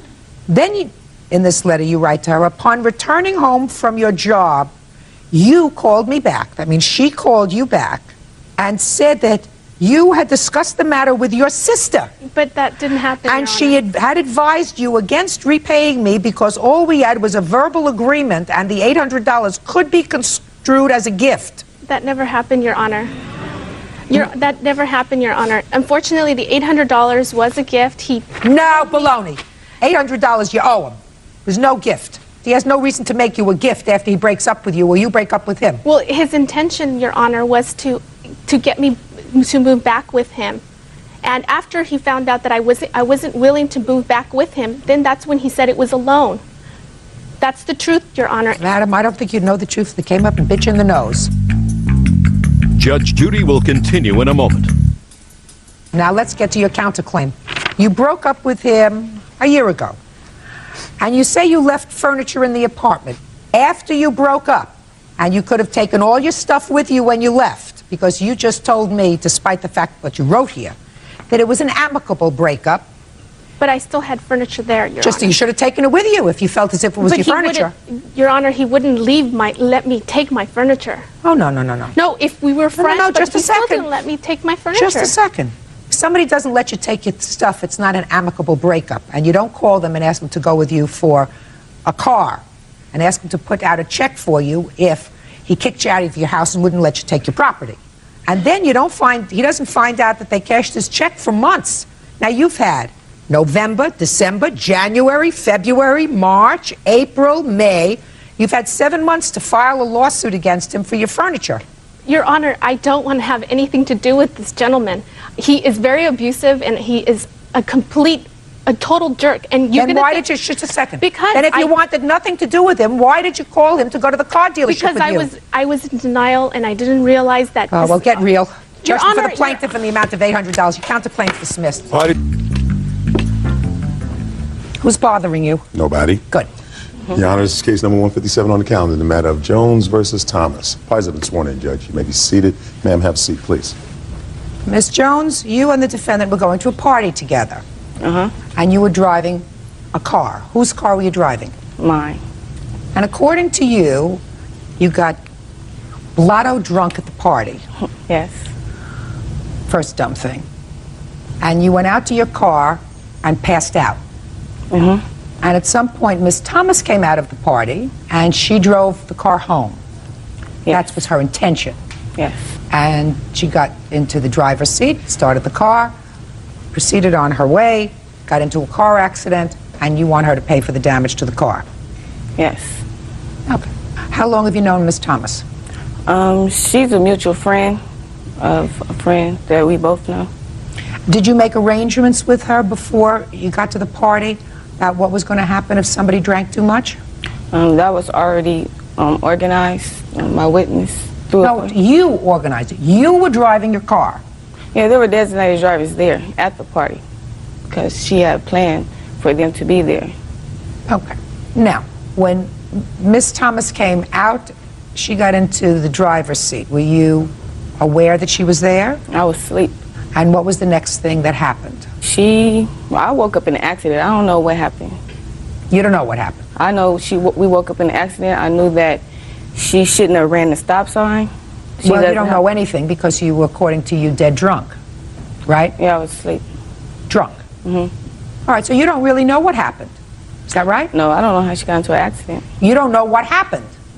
You don't remember anything from the time you made your way out of the party and collapsed in the car, according to you, until the time you were in the accident and jolted from the accident. Yes. So, Miss Thomas, I'm going to turn to you. According to you, you came out of the party. Had you been drinking? No. I had a drink. Let me correct myself. I had drunk prior to the party because they had a gathering before we went to the party. What did you have to drink before you went to the party? I had a cup of Hennessy, 1 cup of cognac Hennessy. And you had nothing to drink at the party? At the party, no, I didn't drink at all. Why? Because in the party, I didn't have really not much money on me. And she had a big jar of some kind of drink with blue juice or so forth. I don't know what it was. That she had I tasted, but I didn't actually, have a drink on my own. I don't care whose drink it was. You did have something to drink at the party. Yeah. You didn't have your drink, you had her drink. Right. Her blue juice. Yeah, whatever. What happened when you got to the car, Miss Thomas? When we got to the car, we sat in the car for a little while. Who's we? Me, her, and 2 of her cousins. We was talking. We had a smoke break. We got to the car. We smoked. They smoked or whatever. We smoked what? We smoked. Cigarette smoke. Cigarette. Anything cigarette. other than cigarettes? No, ma'am. No. Okay. And we all talked. We all talked in the car, so forth. And then after that, she was sleeping in the passenger seat. In the club, several times she told me at the table. Who told you? Keisha. She told me, "Can you drive?" She kept on making.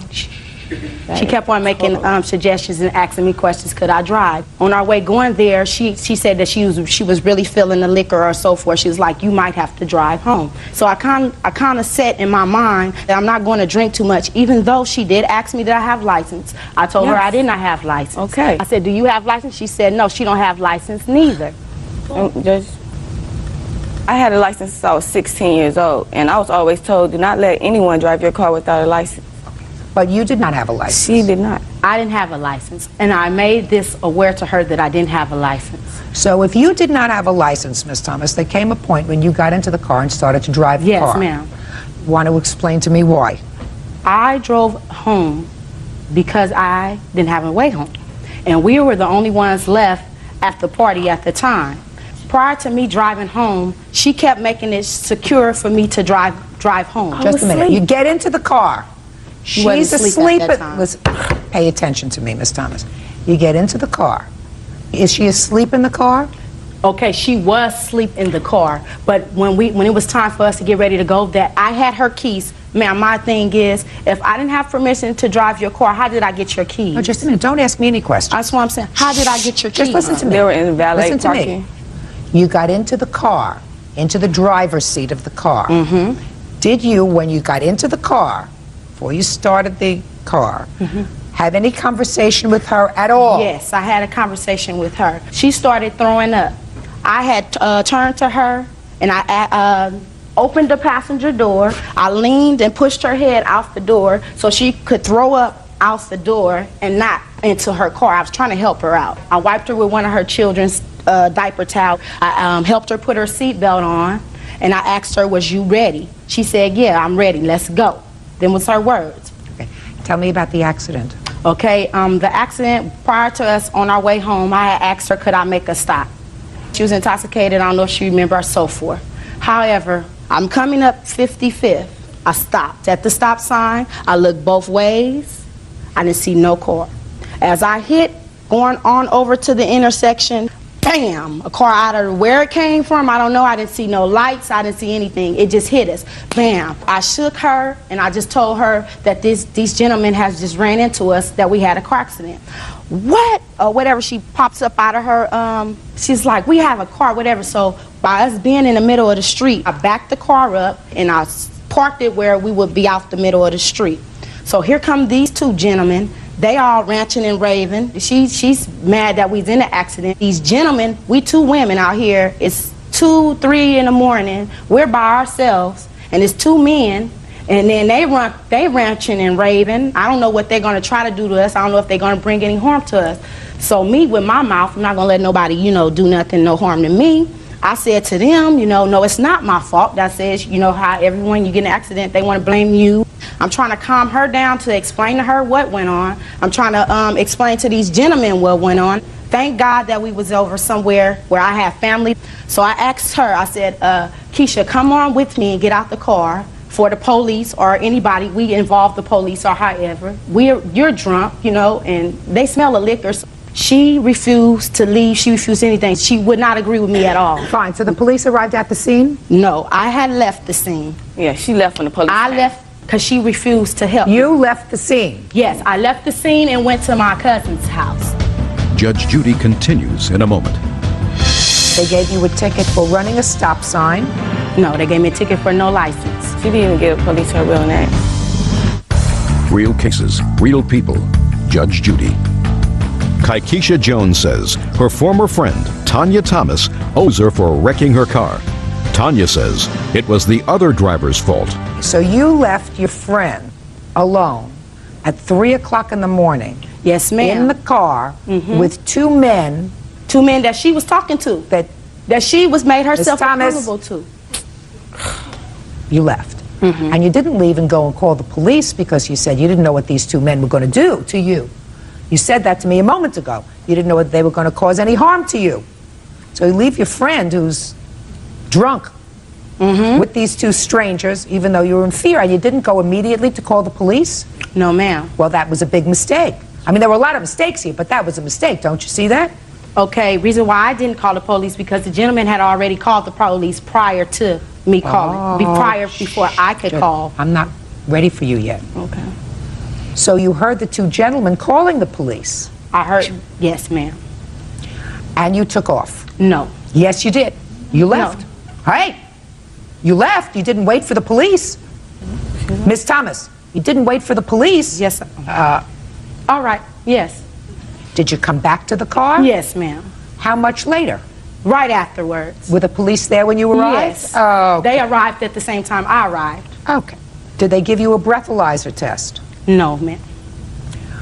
But they gave you a ticket for running a stop sign? No, they gave me a ticket for no license. But not for running the stop sign? No, ma'am. She didn't even give the police her real name because she don't have a license. Well, they must have asked for her license. She don't have a, that's what they wrote her a ticket for, not having a license. Well, that's what I'm saying to you. Okay. Okay, Ms. Jones, let me see a picture of the car, please. Now you can step up. Now I'll hear you. Tell me your name. I'm Loretta Smith. Ms. Smith, how are you related to, or how do you know these two young women? This is my cousin, and it was my son's birthday party. And I had already had designated drivers, and Miss Thomas was not one of my designated drivers. By me being a mother, there is no way I would let Miss Thomas get behind the car without no driver's license and she was drinking. How many children do you have? Have one. How old is your child?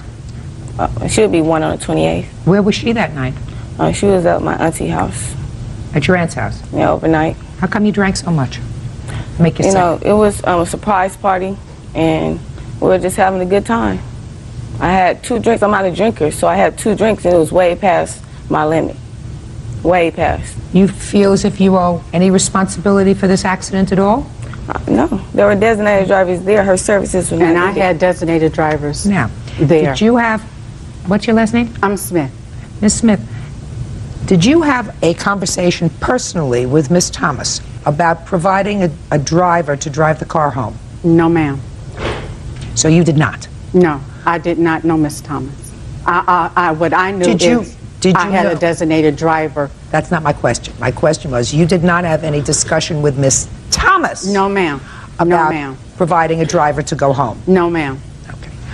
And according to Miss Jones, she was dead drunk in the front seat of the car. Yes. So you have Miss Jones, who may know that you had a designated driver. Right. But she's totally incoherent.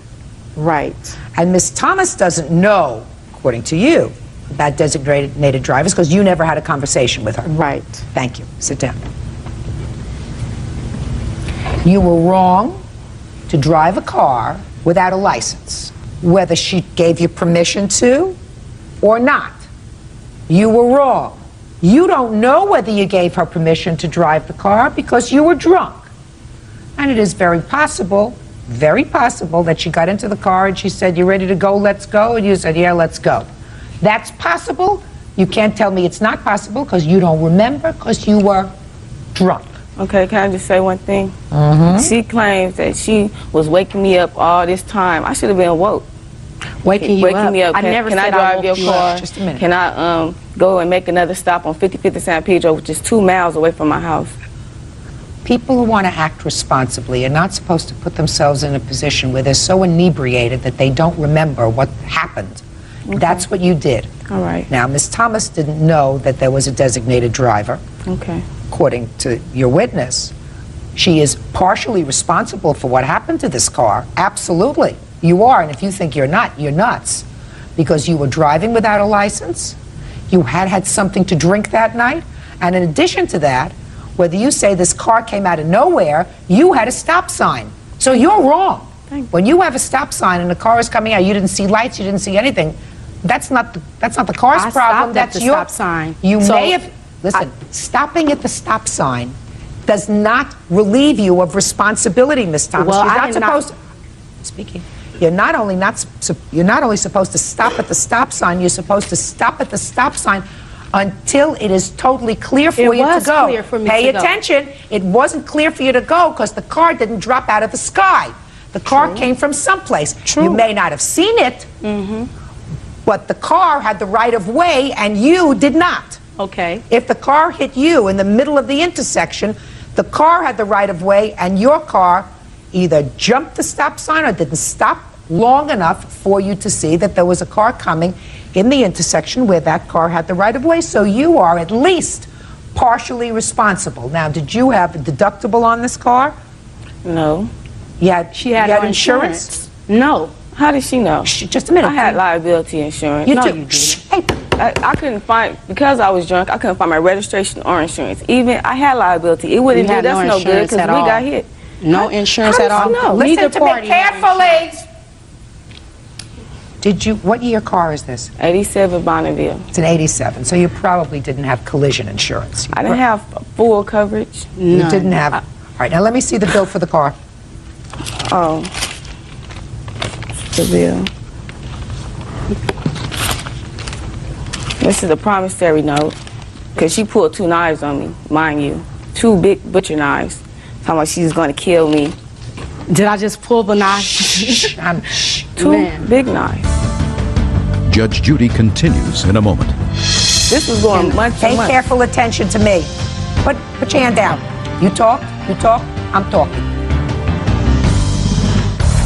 Real cases, real people. Judge Judy.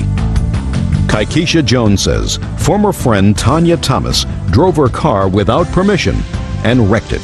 This makes it easy. Is this a promissory note that you're offering into evidence?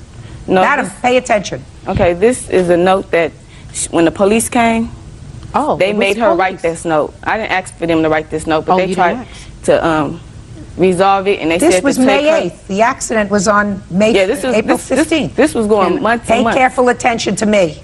Put your hand down. Are these your 2 signatures on this? Yes. Is this your signature on this? Yes. And this says on May 5th at 9:30, I, Tanya Thomas, gave Keisha Jones $100. I will be willing to give Leisha another $100 on June 5th, 2000. Now, is that for the accident? Yes. All right. Yeah, this was just, month by month or whatever, because she owes me $11.80. For what? Well, I needed another transmission for my car. The way we was hit, my car spun around and the transmission busted. So is what you're telling me that this other $100 she was supposed to give you was not in full satisfaction of what you thought she owed you? No. Well, I'm trying to figure out, madam, exactly how much it was to fix your car. $11.80. Now, I see $206 and $350. Estimate that the mechanic gave me, which is another transmission. I don't have, I'm not dealing with that. I have this estimate here, here. That's a receipt. $206 and $350. What was paid for so far was $350, which is all you paid so far. Yes. Where is the car now? I parked at my dad's house because I had to take it out the shop. I didn't have enough money to get the transmission. Judge Judy continues in a moment. All you paid for the car thus far, and the only estimate that you have. This is the estimate. Let me see that card. I mean, he said he got his card and what he gave me. Your Honor. What?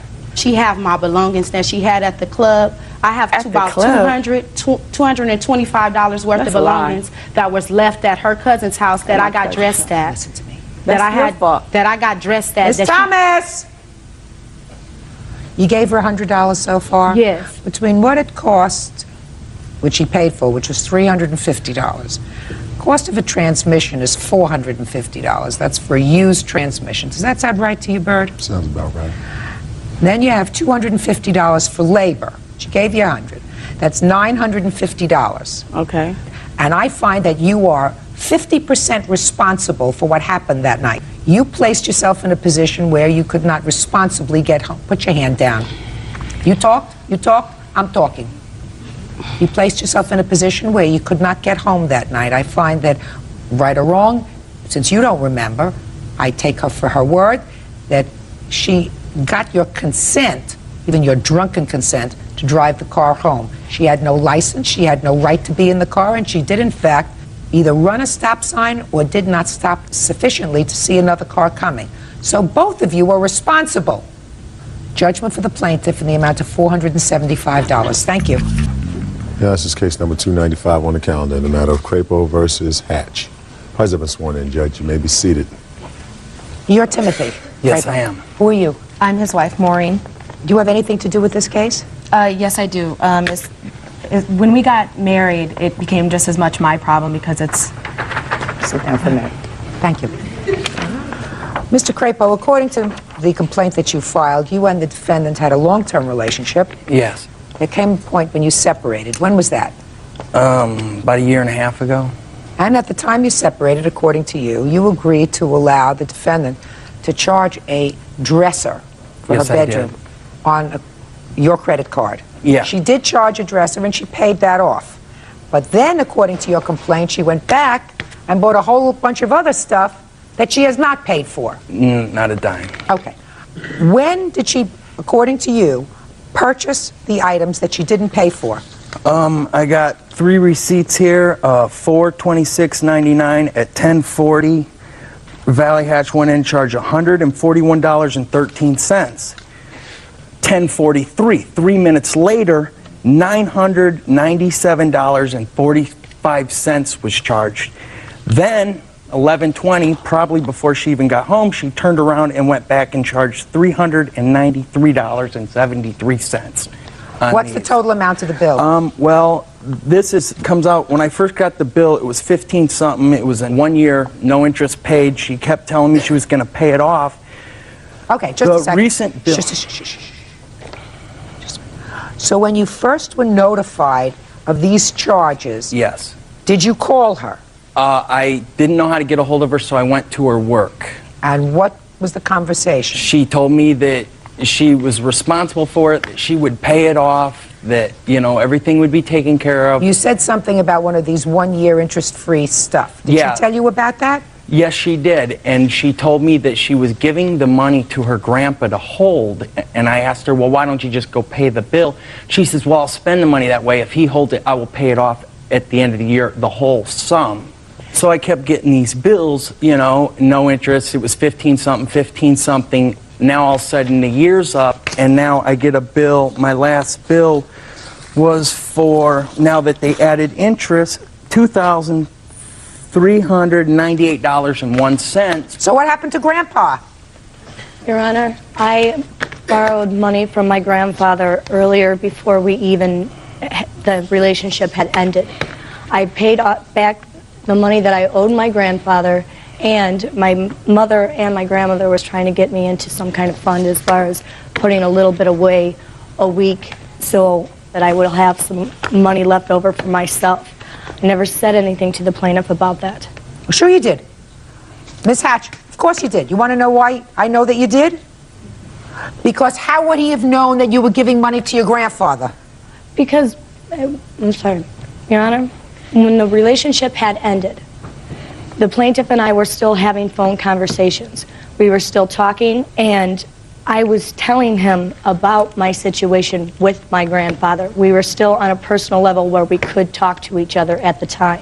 That is completely wrong, because I was talking to her before I got the bill. All of a sudden I got the bill, I went to her work. She told me that afterwards. I went to her a couple times about it, and So why don't you pay for your furniture? Take care of it. Your Honor, through the 4.5 years of the relationship, we both established credit together. We worked. We shared mutual expenses.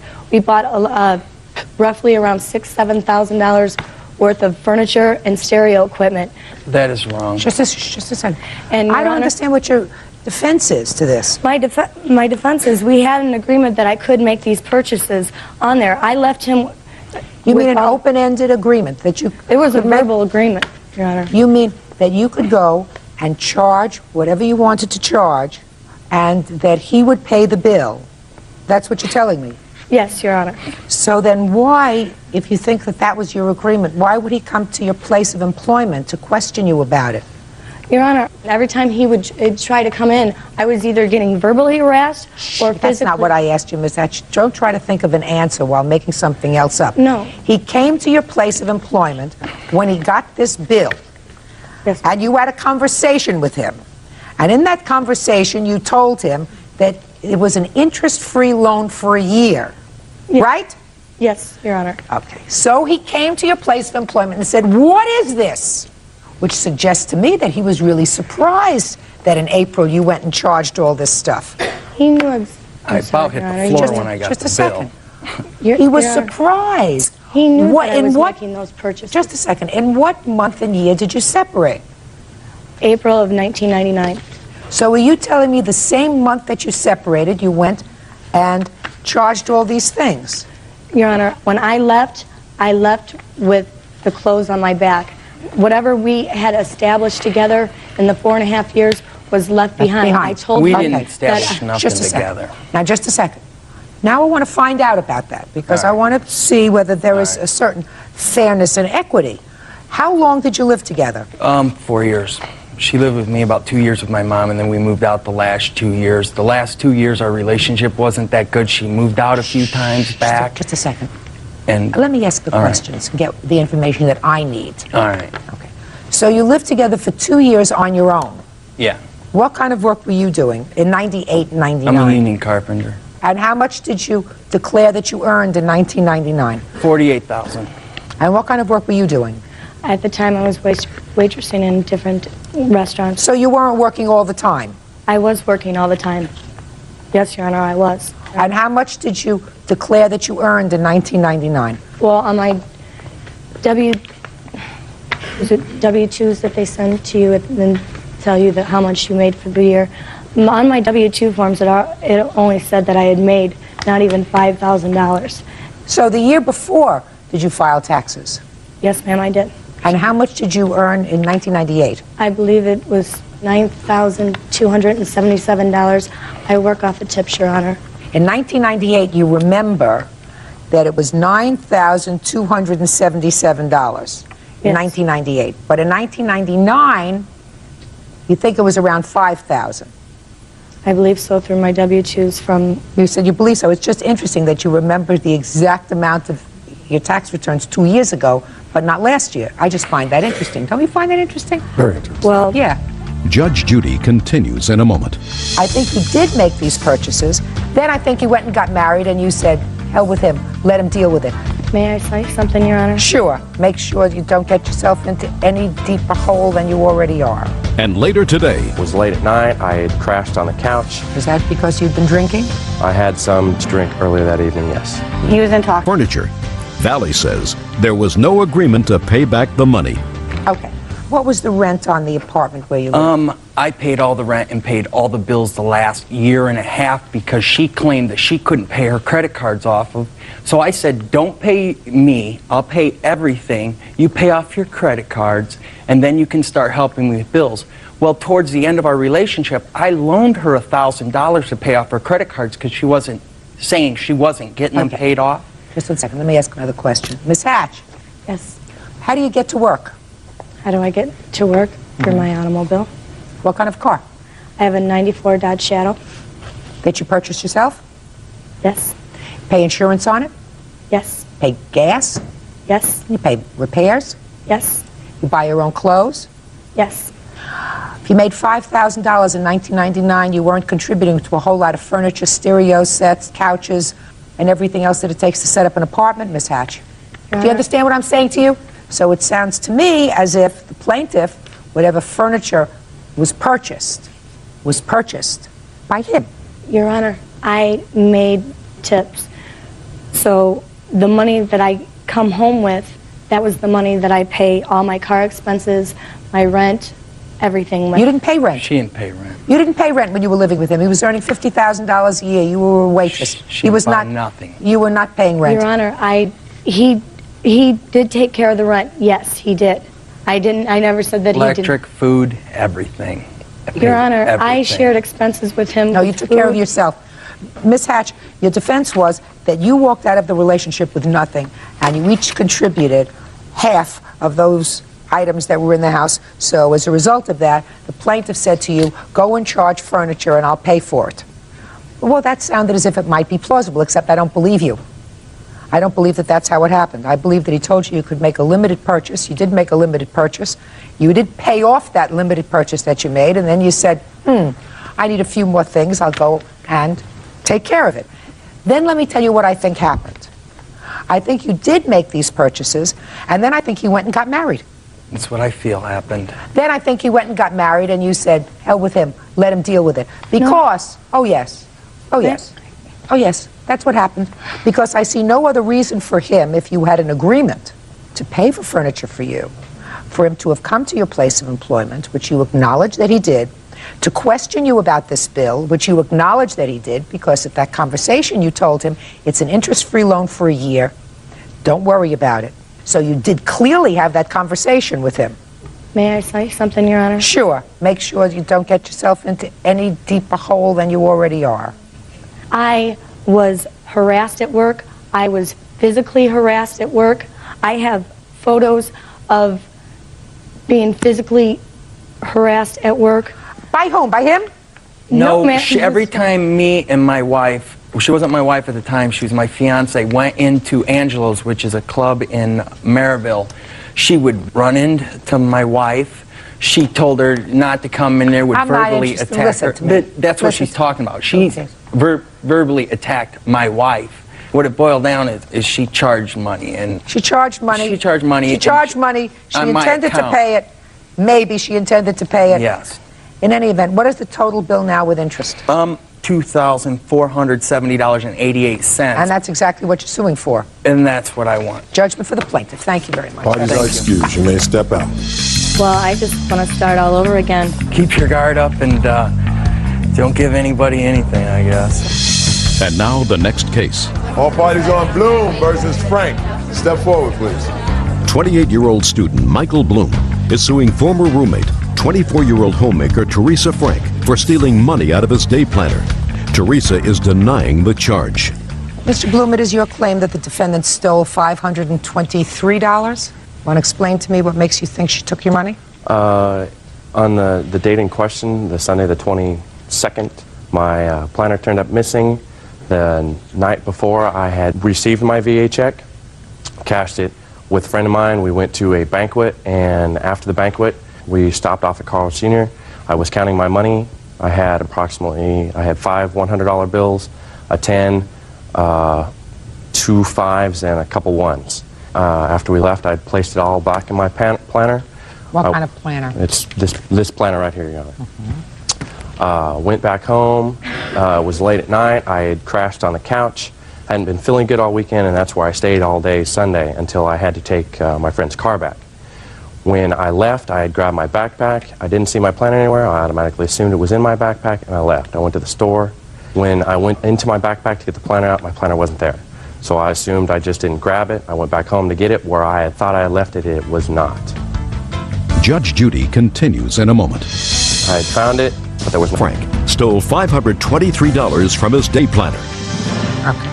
Do you live with the defendant? We did, yes. Were you living with her last month? Yes. Was this a roommate of yours, your girlfriend? What was it? Just roommates, just friends. How long had she been living there? Over a year, Your Honor. So you have 2 different bedrooms? Correct. Okay. Go ahead. We searched the whole house, didn't find it. I looked in my room, I looked in the whole living room, the bathroom, everywhere where I thought I may have put it, and I couldn't find it. A little while later, she was outside with a friend of hers smoking a cigarette. Just instinctively, I'd checked her room. Maybe her son got a hold of my planner, and that. How old is her son? Almost 2 years old. Go ahead. So I instinctively checked her room, thinking maybe he got a hold of it. I had found it in a brown paper bag. There was some of his toys and some clothing in it, and there was everything else was in the planner, but there was no money in it. So what'd you do next? I said I had found it, and from there she was apologetic about it, said, offered to pay me the money back, and at that time I was very upset. I had to take my friend's car back to her. I said, don't worry about it, we'll take care of it when I get back, and I left the house. When did you return to the house? Later on that evening. What happened later on that evening? She brought up that she feels that she shouldn't have to pay the full amount that was in the planner because she didn't know that was in there. She offered to pay half, $250, and I went to bed after that. So what happened? The next morning I got up. Per the verbal agreement that we had the night before, I wrote up a simple statement saying she would pay me the $250 by the 30th, which was that Monday, which is what we had discussed the night before. She didn't want to sign it. Did she ever say that she took the money? No. Did she offer any explanation as to why the planner was in her room? Not that I recall, no. Okay. When you said you came home and crashed that evening, was that because you'd been drinking? I had some to drink earlier that evening, yes. And is that why you crashed on the couch? No, at the time my computer was on the coffee table in front of the couch. I was checking my email and watching some TV, and that's ended up where I crashed. All right, Ms. Frank, now I'll hear from you. He came in, he was intoxicated on Saturday night, the evening before the planner was missing. And we talked, he fell asleep. The next morning we got up, I went to the grocery store, and my girlfriend stayed there and watched my son. And when I came back, Mike was pulling in right behind me, and I asked him what he was doing back. He said it would be nice to have a license. So, was looking around. I asked while I was bringing the groceries in, what are you looking for? He said, my planner. So me and my girlfriend were looking around the house, helping him look for his planner. We looked everywhere. Prior to him going into my room, we had been in my room dumping out toy boxes, because my son does get into, he has gotten his planner before and ripped everything out of it. So we were going through toy boxes, everything in my room, as well as everywhere in the house. And we didn't find it. Well, I didn't know where else to look. I said, well, I'm going to go outside and smoke a cigarette. My girlfriend came with me. When we came back in the house, the planner was sitting on the couch. I said, well, isn't that your planner? He said, yes. I said, where did you find it? He said, in my room. In your room? Yeah. I laughed. Who was this girlfriend who was there with you? She's just a good friend of mine. When did she come to the house? She came there with me that day, and she was watching my son and her daughter while I went grocery shopping. She was there by herself. Did you ask her whether she took your money? Yes, I did. What'd she say? She said no. Could she have taken your money? It's highly possible, Your Honor. Anything's possible, I suppose. Judge Judy will continue in a moment. Okay, so let's talk about this for a minute. Had you gotten VA checks before? Yes, I have. Had you cashed them before? Yes, I have. Did you keep the money in the planner? Yes. Any money ever missing before? My planner has come up missing before. No.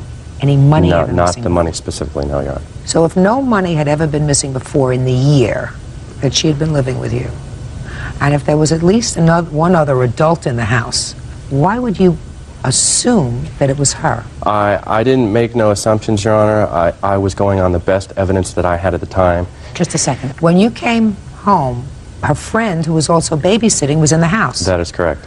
And was in the house for quite some time alone. Correct. So it is possible, Mr. Bloom, that, and I'm not attributing this to your friend, but it is possible that the friend found your planner, took the money, and put the planner in a bag in the room. Correct.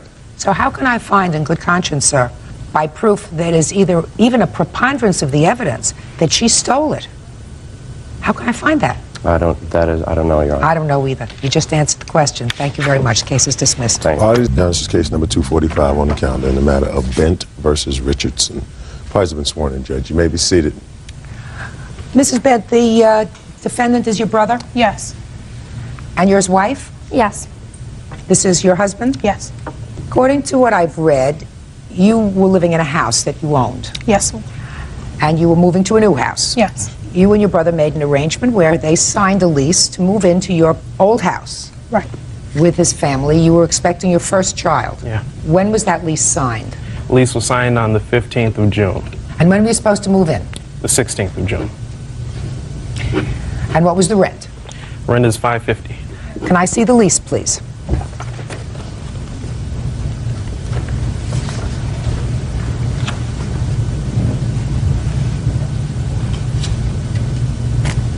So you really rented this home with an option to buy it? Right. Did you, in fact, deliver the $750 security deposit? Yes, I did. Is that correct? Yes, he did. And you moved in when, sir? I did move in on the 17th of June.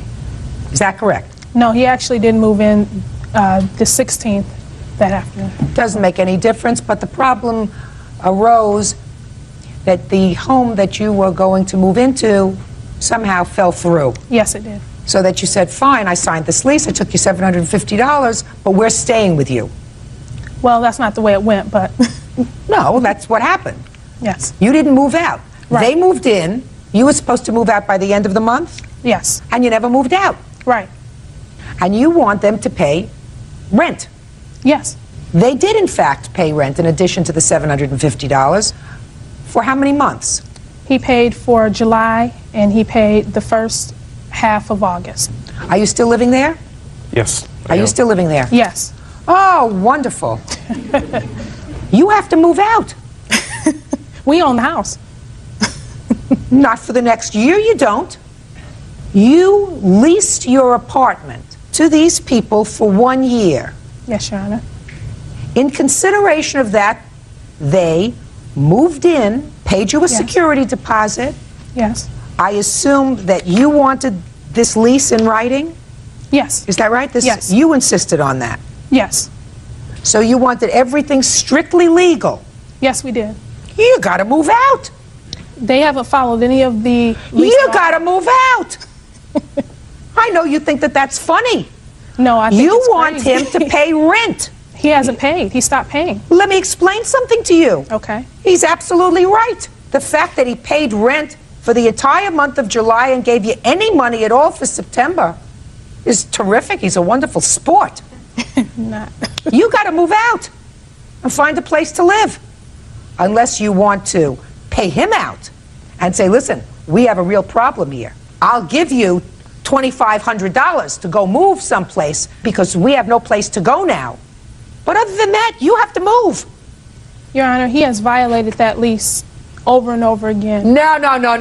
Yes, You ma'am. want to stay in your house. Well, no, we didn't. The house that we actually tried to purchase another house. Yeah. Not just the one that was the original house that we were going to purchase. And that house, because of what they had done to us, that whole thing also fell through. What do you mean what they So did that's to not you? correct. What did they do to you? First of all, his cat destroyed my home. Oh, he didn't destroy your home. I read that. Yes, I read that nonsense. He did. I have Go ahead. pictures. He Go destroyed ahead. the home. Go ahead. He called the police on me and tried to have me arrested for assault and told the police that he was going to have my Child Protective Services to have my children taken from me, and he threatened my children. That's not Just correct. a second. What does that have to do with buying a second house? Because what I'm saying is all the different things that were going on, they weren't paying the rent that they agreed to pay. You were living in their home, madam. I It's never our heard of such a home. thing. It's our home. It's in No, our it's name. not your home. That's what you don't seem to understand. It's not your home until June 16th, 2001. Then it becomes your home again. It also states in the lease that if he violated anything that we agreed to in writing, that lease would become null and You void. breached the lease the moment you stayed 1 hour beyond June 30th. You breached the lease. I never heard of such a thing. I mean, I've lived in lots of apartments. Leased apartments, right? Have you leased a lot of apartments? A lot of apartments. A lot of apartments? Did you ever move into an apartment with the previous tenant? No. It's not an apartment, it's a house, but he It doesn't he make broke any it, too. difference whether it's an apartment, a house, a co-op, a condominium. You own it, Yes. but you have given up, pursuant to this lease, your right to occupy it for 1 year. But, Your Honor, the house is not paid for, and the house is also in pre-foreclosure because they have not paid. So They're not they're gonna supposed to take pay the rent. house. You pay rent. He's No, not. no, listen to keeping his me. rent. You pay the rent. And we have. Good. Then why should your house be in foreclosure? Because he wasn't paying on the schedule that we agreed to. He didn't pay because he moved into our home without a job. When he moved into our home, he That's didn't even not have correct. a job. That is not yes, correct. it is. I Hey, talked Miss to his Bent. boss. No, it is Miss not. Bent. Yes, Your Honor. Let's get it together. You breached the lease because of circumstances perhaps beyond your control, Yes, because it you was. lost your house. But you can't expect him to pay rent on an entire house, which is what you're looking for, when he doesn't have the use of an entire house. But, Your Honor, he does have use of the entire house. The thing is, No, him and I his don't. wife, look, yes, you do. Him and his wife and his baby, we've inconvenienced ourselves. We took our children and put them all in one room, him and his wife, and he told us That's they didn't his have room. anything. No, Right, that's yes, his and that's room. what I'm saying. It is his room, but he also has use of the whole house. He can cook and clean and do whatever, but, excuse me, he doesn't clean, so I take that back. He cooks. He has Okay. use of everything else. They haven't, and it also states in there that he's supposed to mow the lawn and all of that. My husband does that once a week. He doesn't do any of You that. live there. That's right. That's what I'm saying. Oh, Yes, he- you're not, listen to me. You're not getting it. You're not supposed to be there. You have to move out if that's what they want. He paid rent, full rent, according to you, for the entire month of July. He also gave you $750 for security deposit. which is non-refundable, and he signed that. It does state. Oh, that on he's the gonna first get it page. back. It states that on the Oh, first no, he's page. going to get it back. Well, what about the damage that he's done? The I'm house not cannot- interested. Judge Judy continues in a moment. The cat was urinating on things, tearing up the furniture, tore up the wall, tore up the door. Yes, he did. And later today, Well, I paid half of it. Why should she be responsible for $1? real cases, real people. Judge Judy. Janine and Anthony Bent are suing Janine's brother, Gerard Richardson, and his wife, Maria, for not paying rent. I believe that this cat baloney is just a lot of baloney. No, ma'am, it's not. We have pictures of the house that has been done, and they knew this. We asked them when they first moved in, the lease clearly states no pets. They said, we have a cat. We said, you can bring the cat if you're going to clean up after the cat. They never did. We had got into it because the cat litter hadn't been changed. The cat was urinating on things, tearing up the furniture, tore up the wall, tore up the door. Yes, he did. I have pictures of that. He tore that up. Show me. I sure will. Show me. I just want to see the cat tearing up the door and tearing up the walls. And then we'll proceed from there. I don't see any walls here. I see scratches on the door. Is that what you're showing me? Yes, and it was not like that before. Baloney. And this Next. too, which and he can't broke be a picture. replaced. What else? Also, he called the police on me and tried to have me arrested for assault. I didn't do anything. What happened was I talked to him. I told him, I said, you know, the cat has destroyed this. This belonged to Grandma. You know, she's gone now. We can't replace this. So what? It means something to me. And his wife is like, well, if it was important to you, you should have put it up. No, your cat destroyed your lawsuit is dismissed for the following reason. You signed a lease. You became a landlord. You cannot live in property that you signed your rights away to for 1 year because you have a problem. You could have done several things. You could have taken your family and moved to another apartment. You could have said to your brother, I'm sorry it didn't work out. I will buy you out of your lease. You can say to him, I'll give you your moving expenses. You did none of those things. You just decided that you were all going to live together. No, ma'am. We wanted to leave. We wanted to leave. Could, and you should have left. We could not. We tried to purchase another home. We just didn't have the money at that point. She ain't getting it. She ain't getting it. Your lawsuit is dismissed. Now let's get to your counterclaim. You have a counterclaim. You want your security deposit back. Done. $750. You want your rent back, right? Yes. Done. Now the reason I'm giving you this money on your counterclaim is she ain't moving. You understand that? I understand. So you should have a little bit of money, which is what she should have done at the beginning, because she's not moving. She doesn't get it. And I can explain to her 4 times. She still doesn't get it. She said, but it's my house. And I want to move, but I can't move. Lease means you move. You paid $750 deposit. You paid $550 in July? Yes. And then it was $200 for the first half of August that I paid her. Fine. So, on your claim for past rent, that claim is dismissed. On your counterclaim, I'm awarding you $1,500 for the breach of the lease. That's all. All right, is excused. You may step out. He's destroyed my home. He's put my whole house in chaos, and he gets awarded a judgment. His stuff is going out.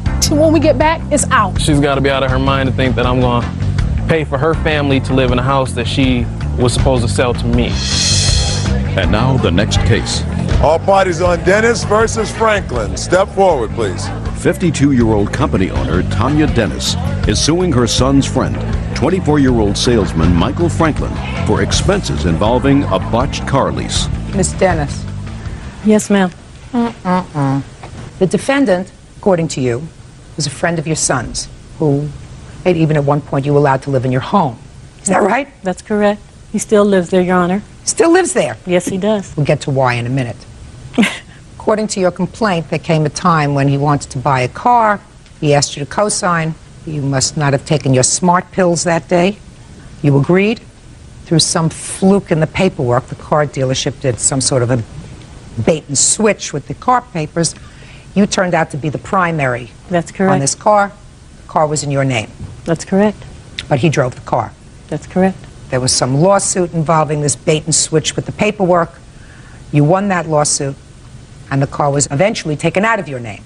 But before the car was taken out of your name, the defendant racked up a whole bunch of parking tickets, let the insurance lapse on the car which you paid for, had an accident with the car, and also you were notified that they were going to repossess the car that was in your name, so you made up the car payments so that they wouldn't repossess the car. So far correct? So far correct, Your Honor. Best as I can put together, the defense to this case is, he says you were both losers. Definitely. Basically, she went to court because of their mishaps and their bad contracts. It set us far behind on payments, as well as... So set who far behind? Me and Melissa originally Who's were Melissa? my ex-girlfriend, who's no longer in my life. Who has the car? I won the case and had them take the car back because I charged them with fraud. They did take the car back, so that's gone. Oh, so the car is gone? Yes. Why is he still living in your house? Because he lost his job, that's how he got behind in his car payments. And I figured that when he got a job, if he didn't have to pay rent, he could pay me back the debt. Right, but then I got put out before I can even settle into my job. Put out where? I was living there, and while I was busy working on a project, I was told that I needed to come and pick up my stuff because I hadn't been home in maybe a week and a half. When I went to go and pick up my mail actually was a suit paper. That she filed? Right. When and was she told me that she was just doing this to protect herself. This was a matter of 3 months ago. So when did you move back into the house? Maybe like 4 days after I went to her and I told her, I said that I always try to assume responsibility. Before I took care of some tickets, I gave her money, she went and paid some of those tickets as well. But you got a lot more tickets. Yeah, there was a lot of tickets. Well, why'd you get so many tickets, Mr. Franklin? San Francisco gives a high rate of tickets, and I had tickets that I didn't even know about accumulating and piling up. What do you mean you didn't know about them? Well, sometimes you get tickets, and when you get there, they're not on your car. Yeah, everybody tells me that, but not all those tickets, Mr. Franklin. Not $1,500 worth of tickets. They didn't all get lost. Judge Judy continues in a moment. I'm absolutely dying of curiosity. Why is he living in your house again? That's a good question. Real cases, real people. Judge Judy. Tanya Dennis says her son's friend, Michael Franklin, owes her for a botched car lease. Who's supposed to pay that? I was. But you didn't. Well, I paid half of it. Why should she be responsible for $1? Well, she wasn't supposed to be responsible. But she has to be. Her name is on the car. Yeah, but she wasn't supposed to be primary. She was supposed to be co-signer, which meant that we were supposed to receive everything. Okay, so you're both losers because it's all the car dealership's fault. All right, now let's get to the insurance. You let your insurance lapse. Why? It fell behind a month because I lost my job. So you were driving the car without insurance, knowing that she was the primary. What it was is Miss Melissa, right? She was the original person, and it was Melissa. Just a second. She wasn't the friend of Melissa. She was your friend. Right.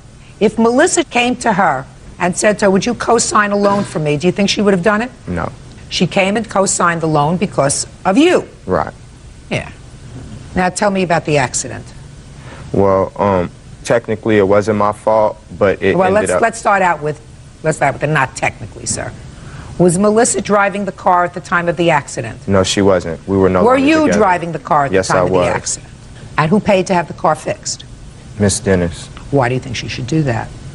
She did that because she was in the primary position in all levels, and she had to protect her butt. But I was in a position where I was going to be able to pay it, but I got kicked out. And because I got kicked out, I had to fend for myself. I have a little girl that just was born, and I had to survive. I couldn't be just sleeping on the street. So why didn't you put the car in a garage? Or you could have sold the car. I needed a job, and in order to work, I needed transportation. Why is that her problem? It's not her problem. But you made it her problem. But it wasn't on purpose. Oy. All right. I'm going to take care of this case, but I'm absolutely dying of curiosity. Why is he living in your house again? That's a good question. I gave him 30 days notice, which is 2 days from now, and I know he still doesn't have any money. And I'm a Christian. I just can't do it. Where's your son? My son is at home also. They stay in my back rec room. What does your son do for a living? He goes to college and he's a music engineer. What kind of work does the defendant do? He right now is signing up people for long distance, and he's a rap star, a rap artist. Does he work with your son? Yes, he does. Oh, that's what I thought. Judge Judy continues in a moment. What prompted you to file the small claims suit when you filed it? How long ago was that? I filed it, I believe, about 3 months ago. And I went to court, and as the judge tallied up everything, the tickets kept coming in. At first, I sued for $3,500, and he said, I can give you the $3,500, or I can set it aside without prejudice, and you can come back, because by that time it was up to $4,500. I refiled, and with the increased amount. When did you refile? I refiled, I guess, about 2-3 weeks ago. Let me see the date of your filing. I didn't bring the papers from that court. The only papers I have court-wise is my litigation. Let me see it.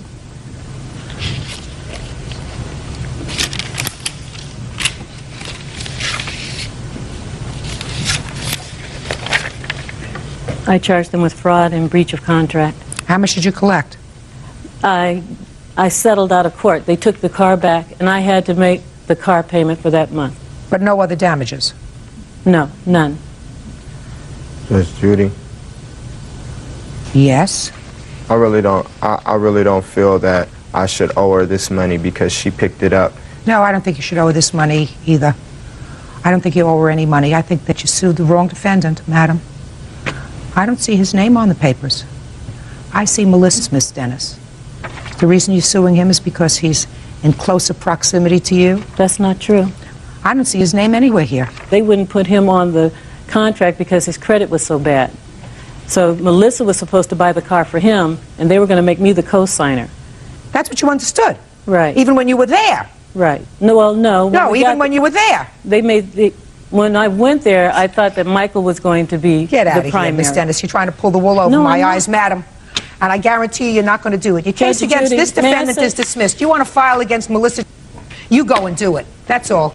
Your Honor, this is case number 215 on the calendar in the matter of Warner versus Reno. Parties have been sworn in, Judge. You're welcome. You may be seated. Ladies, have seats, please. Mr. Warner, you really don't know anything about this case. You are merely the owner of the car that was damaged. Is that right? Correct. And it's your granddaughter who was driving the car or the truck. Correct. So why don't you have a seat, and I'd like to see Jade Warner, please. Step up. Miss Warner, according to what I've read, you and the defendant were friends for a while, and then you had sort of a falling out over a boy. It was your boyfriend or her boyfriend, and then it became your boyfriend. Whatever. It's nonsense. In any event, this thing culminated, according to you, when the defendant keyed your car. And you say that happened on the 19th of August. Yes. Where did it happen? It happened at Holly Kellogg's house. And what makes you think that the defendant, who denies that she did this, was involved in keying your car? At 9:55 p.m. on August 19th, Holly called me because she needed a ride home from her work. I went up there to go pick her up, and as I was walking out with Holly, Jessica was standing by my car. Okay, so you know Holly? Yes. Well, according to your answer, I read your answer, you said she was a friend of yours. Yes. Okay, continue. Okay, I was leaving Coach's, and... Coach's is what? Holly's work. And Jessica was in a truck, a white truck, with her other friend, and they followed me from Holly's work to Holly's house, which is about 5 miles. As we went into Holly's house, I parked my car. We went in there. I was getting a couple of things out of Holly's room. Holly was closing her blinds. As she was looking in her blinds, she saw Jessica circle... Don't tell me what she saw. Where is Holly? Holly is right there. Step up, please. No, you can stay. Okay. Right next to her. All right, so the plaintiff picked you up from work? Correct. Drove you home? Correct. You all went inside. According to the plaintiff, you observed something when you were closing the blinds when you got Correct. into your house. What did you observe? As I was closing the blinds, I looked out my window and noticed there was a white truck and pulled up like closely to my driveway, and we have a security light outside that comes on and like a motion detector. And I looked out to see a like white truck with designs on the side. I noticed that it was the truck that Miss Reno had been riding in as they had followed me to my house from work. How do you know that they had followed you home? Did you see the truck? Yes. As I got into the car, I noticed that someone was following us closely, and I was looking behind to figure out who it was, and I noticed it was them, and I proceeded to ask Jade if they had a problem or something, because I didn't understand why. When you said you saw it was them, did you turn around to look in the rearview mirror? I turned around and looked, and she had switched lanes, and so I saw that. I saw that it was completely those Jessica and her friend in the white truck. Okay. Now, when you got to your house, did you see the truck? Before you looked out the window? Correct. Did you see the truck as you pulled into... No. Pulled up to your truck? As I had made a right-hand turn to turn onto one of the streets that leads me to my house, they had gone straight. As I watched them like speed off, I saw Jessica with her hand out the window flipping us off, yelling something, and I didn't understand at that point what was going on, because as far as I knew, her and I had been friends. Okay. Now you're inside the house, closing your blinds. Now you're going to tell me exactly what you saw. Okay. As I look out my blinds, I see that there's the same white truck, which there was a driver in the car, which was Jessica's friend. Jessica was walking around Jade's car, and her hand was down here. And I was trying to figure out what was going on, and as I looked and glanced a little bit longer, I could see that she was keying her car. And I didn't want to walk outside, so I stayed inside and yelled for my mom, and my mom came out, and then I saw the truck speed off. Then you went outside after this? Correct. What did you observe when you went outside? There was key marks on my car. Do you have photographs? Yeah. May I see them, please? On the photographs, you can see the metal that has been, but it's clearly the 4 panels on each side of the car. Certainly is. Okay, Ms. Reno, let's hear you. Okay, I brought my friend Jessica. Don't tell me you brought your friend. You look at me. Okay, about 9:20, my friend had picked me up from my house. We went over to my friend Jason's house, and he wasn't there. His roommate had told us that he was going to Coach's to have dinner with his family and then going to Sharky's to play pool. So we went over to Coach's, and there we had seen Jade, and we saw her car after we came out. And I had wondered how she got in because she's not even 18. So I had asked someone that was in her car if she was coming to hang out or whatever, you know, and how she got in because she's not 18. And she said that they were here to pick up Holly. And I was like, oh, okay, I want to see Holly because me and Holly are friends. So she came after she had said that. She came outside, and Holly said hi, and we gave each other a hug, and then we proceeded on about our night. They got in their car, they left, we got in the truck, we left. We followed them to about Avenue L. They turned right, and we turned left. We proceeded to go to Sharky's, which is a pool hall, to look for my friend, and he wasn't there, and so we just proceeded to go to Jessica's house, which we were there by 10 o'clock. Now, who were you with that night? Jessica. Jessica, what's her last name? Pavovarov. Is that you? Yes, Your Honor. Step up. Do you know Holly? No, Your Honor, I don't. I met her just briefly at a party they had at their house. Do you know Jade? I met Jade before. She spent the night at our house when she was 14 years old. How long ago was that? Almost two and a half, Your Honor. Were you driving a white truck that night? Yes, I was. Does the white truck have any markings on it? It has a big dent in the side, and it has pinstriping on it. You yourself have never had a falling out with Miss Warner, No, is that right? no. But you know that Miss Reno has had some problems with her. Well, from what I knew, they were friends, and I don't know what happened between them. They just stopped hanging out. Okay. Now, you heard Holly tell me that at some point when the cars separated after she was picked up from work, that Miss Reno gestured out her car window to their car and said something. Did you hear that? No, Your Honor. What's funny is from where they live and where we live and all the way to Sharky's, it's totally the distance. We're going the opposite way. And we have a map right here that shows that it's the opposite way. And my mom was at home when we got there, and we got there, it was before even 10. So if this happened at, what, 9:55, when this supposedly happened, then there's no possible way because we were at home. Judge Judy continues in a moment. The cops went to the house, and Jade had said that Jessica had keyed Jade's car. And then we got another call, and Jessica's car had been egged with 82 eggs. That's more information than I asked for. Real cases, real people. Judge Judy. 16-year-old Jade Warner says former high school friend, 18-year-old Jessica Reno, keyed her grandfather's car. Okay. What time that evening did you get picked up at work? About 10:15.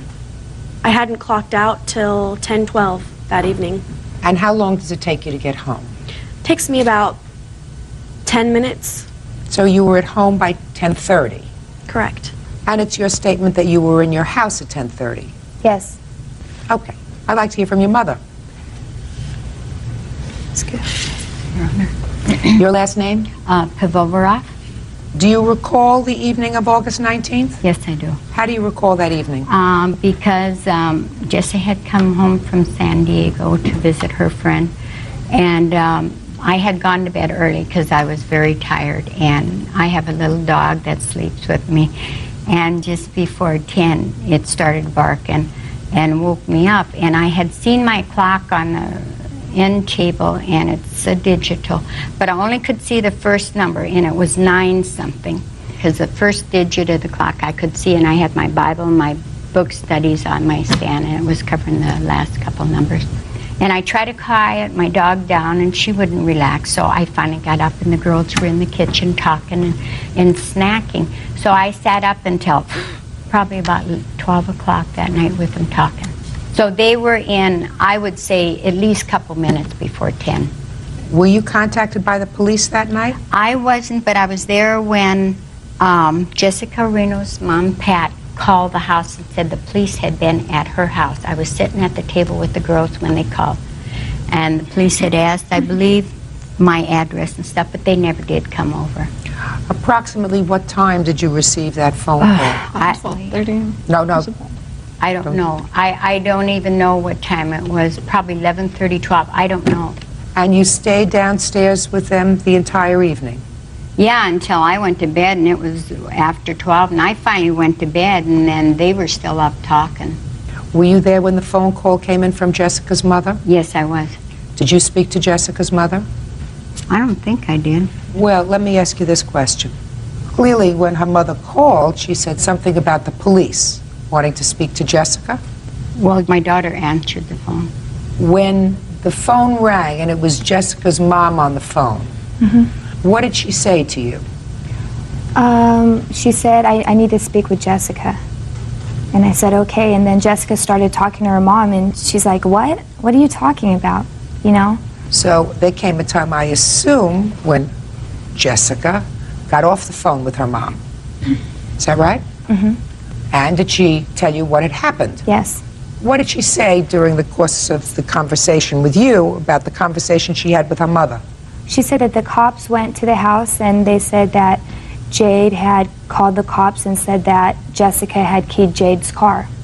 And then we got another call later saying Jessica's car had been egged with 82 eggs, and it's a coincidence that Jade's car got keyed and Jade thought it was Jessica, so all of a sudden Jessica's car got egged with 82 eggs and the house. Just a second, I'm not finished. Yes, ma'am. That's more information than I asked for. Now, you got off the phone with Jessica's mom. The police were looking for her. Is that right? That's what your mother told you? Yes. And you knew that your daughter and Jessica had been out together that night? That's right, Your Honor. And then you went to bed? Right. You didn't call back Jessica's mother? No. You weren't concerned that if they were looking for Jessica about something that happened that night, perhaps your daughter was involved? Because, No, I'm just asking you. You weren't concerned that if the police Yes, were looking I was, for your but daughter... I knew. Let me finish. You weren't concerned that if the police were looking for Jessica because of an incident that happened that night, because I assume they got off the phone and told you what the police were looking for her for, Yes, right? Your Honor.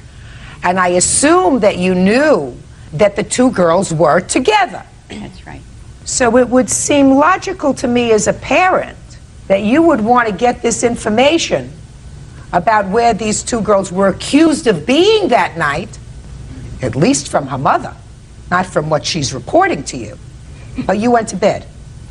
Yes, because Mrs. Reno had talked to the police. How do you know that? Because she said the police had been at her house. Right. Had been at her That's house. what I'm saying. But Oh, Jessica sorry. reported that to you, Right. correct? Right. Jessica's reporting all of this to you about the conversation. Right. Right? Right. So Jessica's reporting about the conversation to you. And you as a parent of a young girl, knowing that they're out together that night, don't pick up the phone to call the other mother? You went to sleep? No, because she told Jessica the cops had been there. The incident happened after 10, and I knew the girls were at my house, so I knew they couldn't have done it.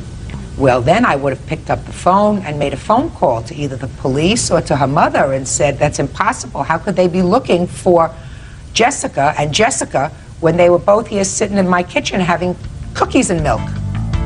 Judge Judy continues in a moment. If somebody said to you, your daughter has just been accused of being involved in a crime, you wouldn't go to sleep and say, I hope somebody figures this out. I hope we have Sherlock Holmes on the case. Real cases, real people. Judge Judy. Jade Warner says former friend Jessica Reno owes for keying her grandfather's car. Okay. Now, one of my children were accused of being involved in a vandalism, and I knew that my children were sitting at the kitchen table with me, I would have called back Jessica's mother and said to her, give me the name of the police officer who just called you, because I have to call them immediately and tell them that the girls were sitting with me for the last hour and a half. Do you understand what I'm saying? Yes, Your Honor. Good. Have a seat. Let me see estimates for the damage to the car. Thank you, Your Honor. Right. Your Honor. Who wants to say something? Sure. I'm Jessica's mom. The girls were at my house, left at 9:40. We have brought a map, or 9:20, I'm sorry, of the 3 places they went. I don't believe that they went to the 3 places, madam. Your daughter does not deny the fact that she was at Coach's. The only discrepancy is where they went after Coach's. The only defense that they have is that they went directly to Jessica Tu's house, where they were sitting in the kitchen having milk and cookies at the time of this incident. I don't need a map. I need the truth. And she knows exactly what I'm talking about. Because if you are a concerned parent, now just figure out what I just said to her. If somebody called your house and said to you, your daughter has just been accused of vandalizing property or being involved in a crime, and you knew she was sitting at your kitchen table during that time, all night, would you not contact the police and tell them that immediately? Would you not do that? I would do that. Of course. You wouldn't go to sleep and say, I hope somebody figures this out. I hope we have Sherlock Holmes on the case. You would pick up the phone and you would call immediately. This lady, who's a very nice lady, has a daughter who's driving a car, a truck, who at least could be considered, if this were true, an accomplice. But her daughter was not accused of this crime. It was just I'm telling you, if you are driving the car in which somebody is using as a vehicle to get away from performing a crime, they call that in movie land the getaway car.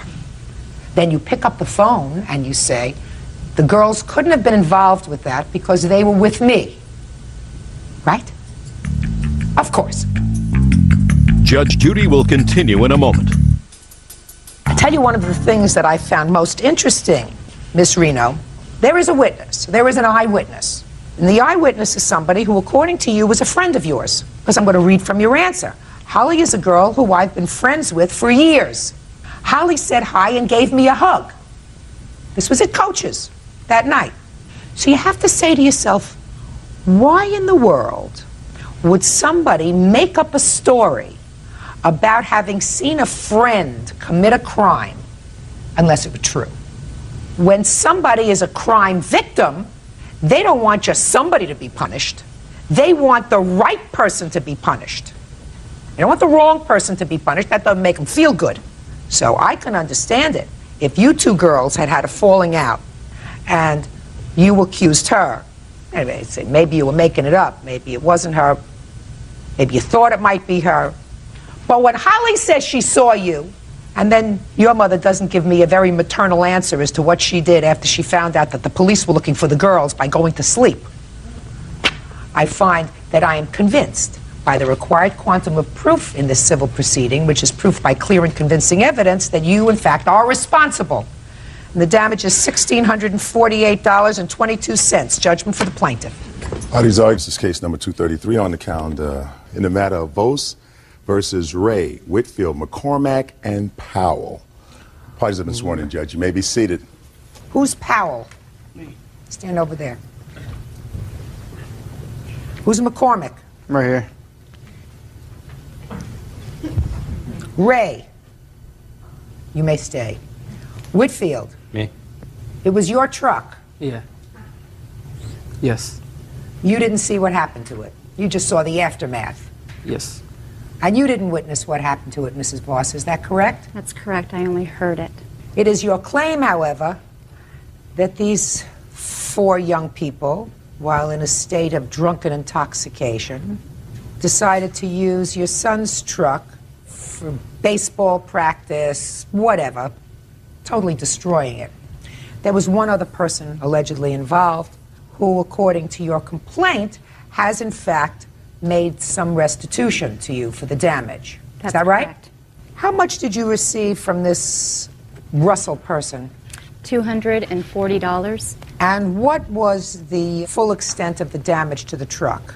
$1,199.45. Okay, so let's start out. You are in your home, it's the 24th of April, it's in the evening? Correct. And what did you hear? I was sleeping and I was awakened to a bunch of just noise. At the time, I thought it was garbage cans or street signs, people banging on it. Got up, went into the kitchen, and kind of went outside on the front porch. At that time, I saw some children. It was dark. I couldn't identify them. Further down the street at what I thought was knocking over a garbage can. I saw 3 children at that time pass by, 2 on one bicycle and 1 running behind. When you say children, you mean little children? No, I'm sorry. Teenage children. Male or female? I could not identify them. Go ahead. I went out to retrieve the garbage can. When I got to the bottom of the steps, that's when I heard somebody yell to kick the truck. So knowing my son's truck was parked down the street, I went into the street. And it's that time I saw my son's truck out of the assigned parking spot, actually pushed out and turned in the street so that I can see it at the end of the road. And there was just banging on it. I couldn't tell how many were around it because it was sideways in front of me. I don't know who was behind it, but I could hear that same noise that woke me up. So I yelled at them to get away from the truck and they fled. How many people did you see fleeing? The light, it was dark. I really honestly could not tell you. Was it more than 1? Yes, and probably more than 2. I can honestly say more than 2. Did you go down to inspect the truck?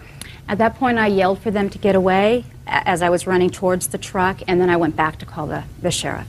So you didn't go to the truck, you didn't go anywhere near there? No, it was dark. That's smart. And you waited for the sheriff in your home? At that point, I woke my husband up. He went down to the truck, and we waited for the sheriff at the time. And you went with him? Yes. What did you see when you got down there? Just the truck in the middle of the road with the window broken. At that point, it was dark. It was hard to see how much body damage was done. What time of the evening was this? It was after midnight. I believe it was approximately midnight when I called the sheriff. My son came home. He was not home at the time. He arrived when the sheriff arrived. And then he called some of his friends to let them know what happened to the truck, and they all kind of slowly came over in groups. And they also started walking around the complex to see if they can find any types of signs of who possibly could have done the damage. What makes you believe it was any of these 4 people involved? My son came across 2 of the defendants. Which 2? It was Russell and Tacey and Ed. So you came across Russell, Miss Ray, and Mr. Powell. Yes. No, And what? Right here. You're McCormick? Yes. Change places with him. Stop confusing me. And what happened when you came across these 2 and Russell? I told my mom that they're here, that they're around my truck, they're around our house, so my mom called the cops. What do you mean they were around your truck? They were, no, not around the truck, but with us. They hung out with us for a while, and we kept them there until the cops came. What made you think that they had anything to do with your truck? Because they were telling us that they bashed in some truck. They were telling who? Me and my friends that they were drunk and the cops were out looking for them. Who said that they had bashed in a truck? Tacey. Miss Ray. You heard Miss Ray say they were drunk and they had bashed in a truck? Not me, my friends told me. You can't tell me what your friends told you. No. So you waited until the police arrived? You called the police? Mm-hmm. Were you there when the police came? Yeah, but then... What happened when the police came? They told me to go inside, and then they handled it. Did you speak to the police, Miss Ray? Yes, I did. What did you tell them? I said that we were all drunk, me, Russell, and Edward, and I said that Russell had messed up the truck. So you put it all on Russell? Yeah. Was Russell there?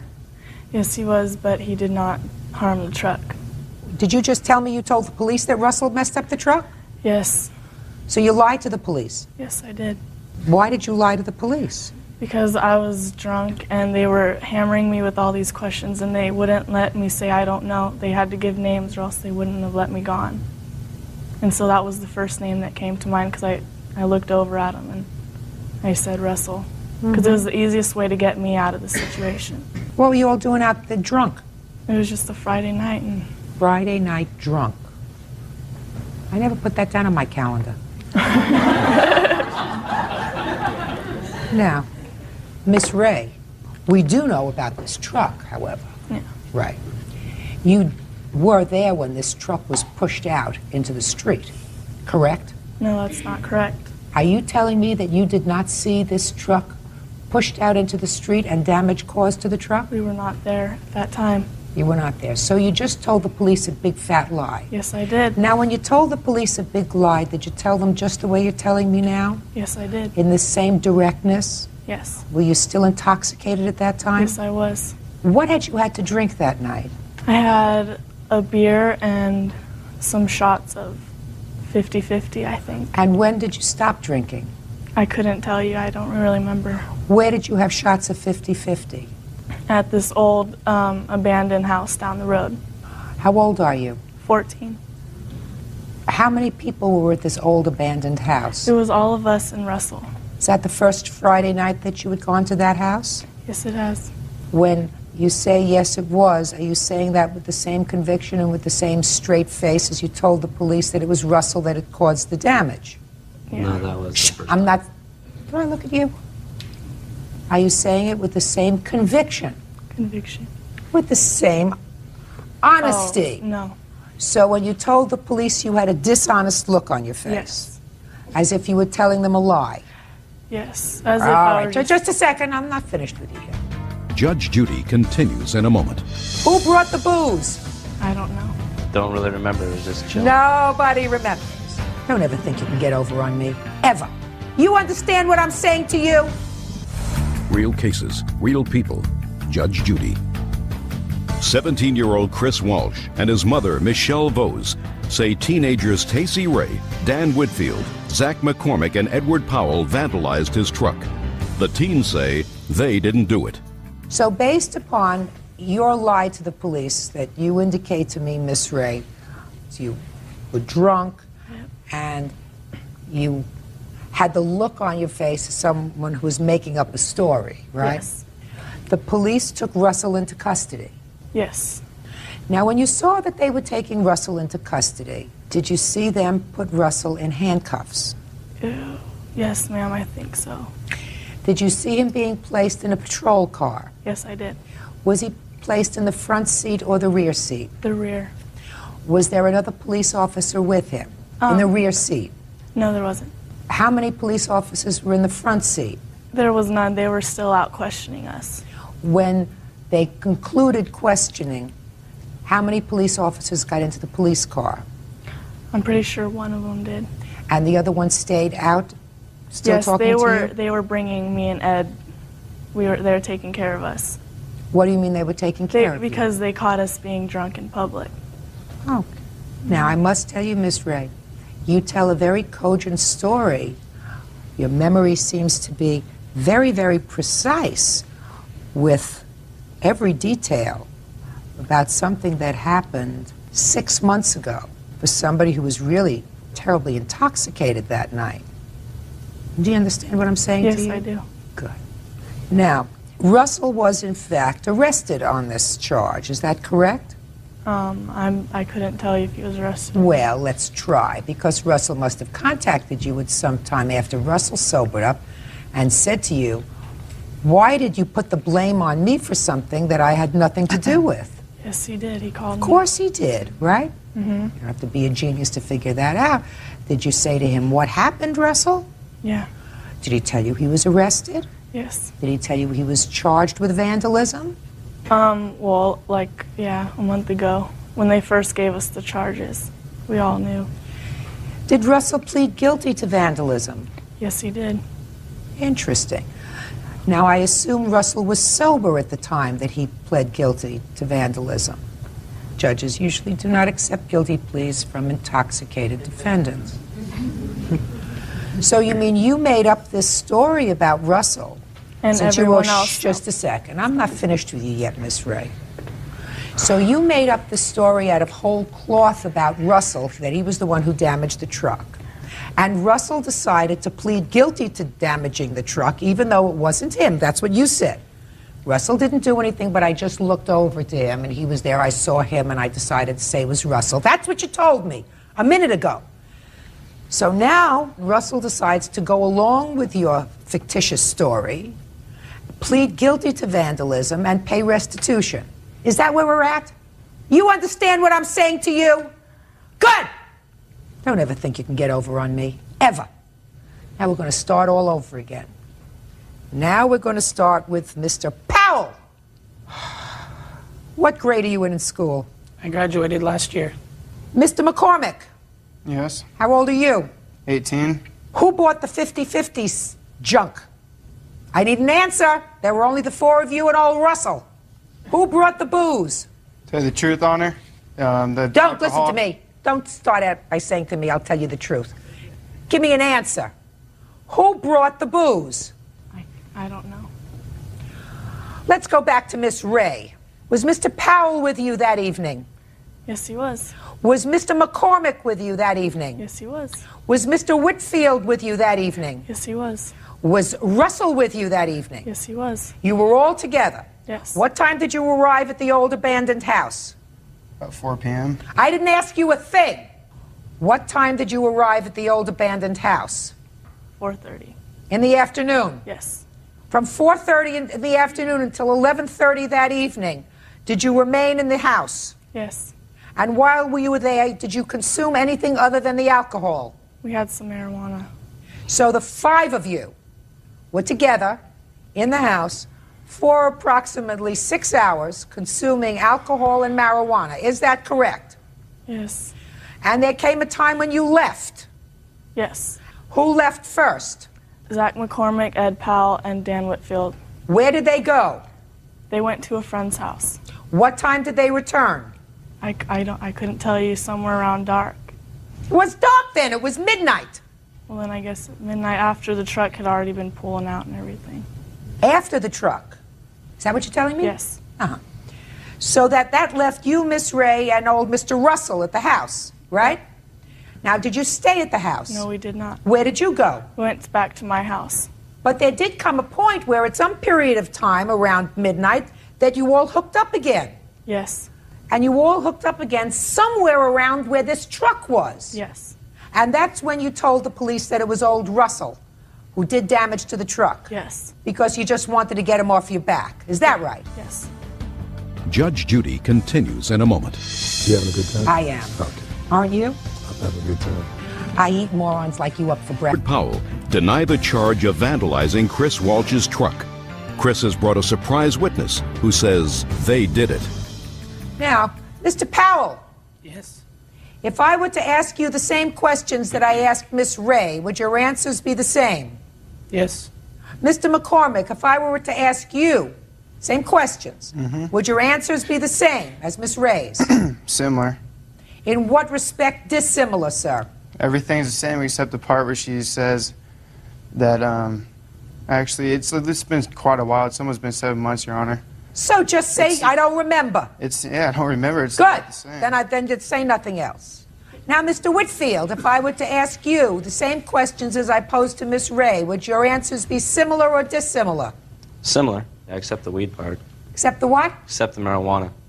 You denied that there was any marijuana smoked in the old house. I don't deny that. I'm just saying that that wasn't a part of my routine. Your routine was only drinking. I was just there drinking, having fun. So you did not partake in the marijuana. No. But there was marijuana there. Yeah. Who brought it? Don't really remember. It was just chilling. Nobody remembers. Nobody remembers how the marijuana got there, and nobody remembers how the booze got there. Is that right? Yes. Now, you are telling me the truth, are you not, Mr. Whitfield, that you do not remember who brought the marijuana? Yes. Is that as truthful, sir, as all the other statements that you made today? Yes.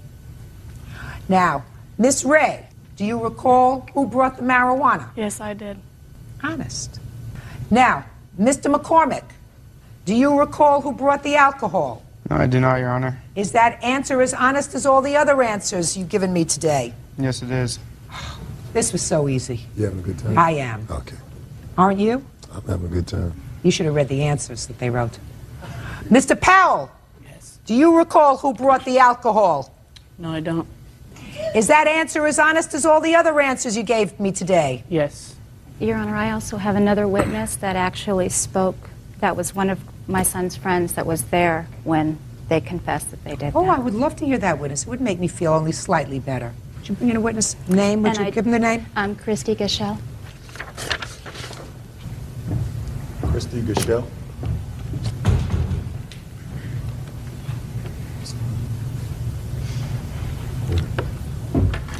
I understand that you have information regarding an incident that occurred on the 24th of April of this year involving damage to the Voss truck. Yes. What information do you have? I was at my friend David's house when he got a call from Chris, and Chris told David that someone just beat in his truck. So me, David, and my friend Jennifer went over to Chris's house, and we walked around and we were looking for the people that did it. And Tacey Ray came over. She jumped out of the bushes and told me that she and her friends just beat in a truck. And my friend Jennifer went and told Michelle that we have some people. So. Did you have any other conversation with Miss Ray other than the fact that she says that she and some of her friends beat in the truck? No, and she told me that if the cops asked, she was with me the whole night. So she asked you to be her alibi? Yeah. Oh, lovely. Thank you very much. Judge Judy will continue in a moment. Listen, you four people made my job so easy. I haven't had that good a time cross-examination in about 4 years. I read your answers. It wasn't me. I didn't do it. I was someplace else. I was in Canada. I was on the Mir space station. I don't know. I didn't have anything to do with it. Nothing, nothing, nothing, nothing, nothing. The damage to your truck, the difference is $959. Maybe the four of you have parents who you think are stupid. And maybe some of you have been before the criminal justice system previously and have found other members of the criminal justice system stupid. I eat morons like you up for breakfast. Judgment is entered for the plaintiff to be divided by 4. Thank you. Now, this is case number 189 on the calendar in the matter of Mayfield versus Dudley. Parties have been sworn in, Judge. You may be seated. Why don't the Young mothers men have a seat seats. for a moment, and let's have the 2 boys up here, please. Sean, right here. Right up here. Your name, young man, is Deshaun? Yeah. Yes. Much better. And you are Jason? Yes. And you boys had some problems, is that right? First you were friends for a while, but then you had some problems? Yes. Then there came a day in the schoolyard after school. Do you remember that day, Jason? Yes. A whole bunch of kids was standing around? Yes. And Deshaun, you were outside also? Yes. Tell me what happened. I was teasing him. How were you teasing him? I was saying that he liked the girl. What were you saying exactly? I Do you said remember? you liked her, that's it. I said you liked her, that's it. And what did he say? I don't know that. Did you say anything to him when he started to tease you? Yes. What did you say? I said no. Did you like her? No. So you told him you didn't like her. Yes. And what did he say? He said over and over again What did he say over and over again? that I liked her. So you were really teasing him. Why were you teasing him, Deshaun? I didn't say it over and over again. Why were you teasing him at all? I was just playing with him. Is that the only reason you were teasing him? Yeah. No. What happened? After I said it a couple times, then I turned my head, and he came and slapped me, and my head hit a steel pole. How did he slap you? He went like this, and my face just hit a steel pole, because I was right by the pole. So he didn't punch you or anything. He slapped you with his open hand, right? Yeah. Yeah. And your head hit a pole, and what happened after your head hit the pole? I had a slight concussion, How do you know that? because I felt dizzy after he slapped me. Do you remember slapping him on the face? Yeah. Yes. Why did you do that? I don't know. Because you were angry? Yes. Yes. You didn't punch him or anything. You just slapped him on the face. Did you see his head hit the pole? Yes. Did you get frightened? No. Did you go and call for help for him? No. Did he walk away? Yeah, he hit me. He hit me, then he walked away. Where did he hit you? My shoulder. So after you hit him, he hit you in your shoulder. Did it hurt? No. No. Now I'll see the mothers.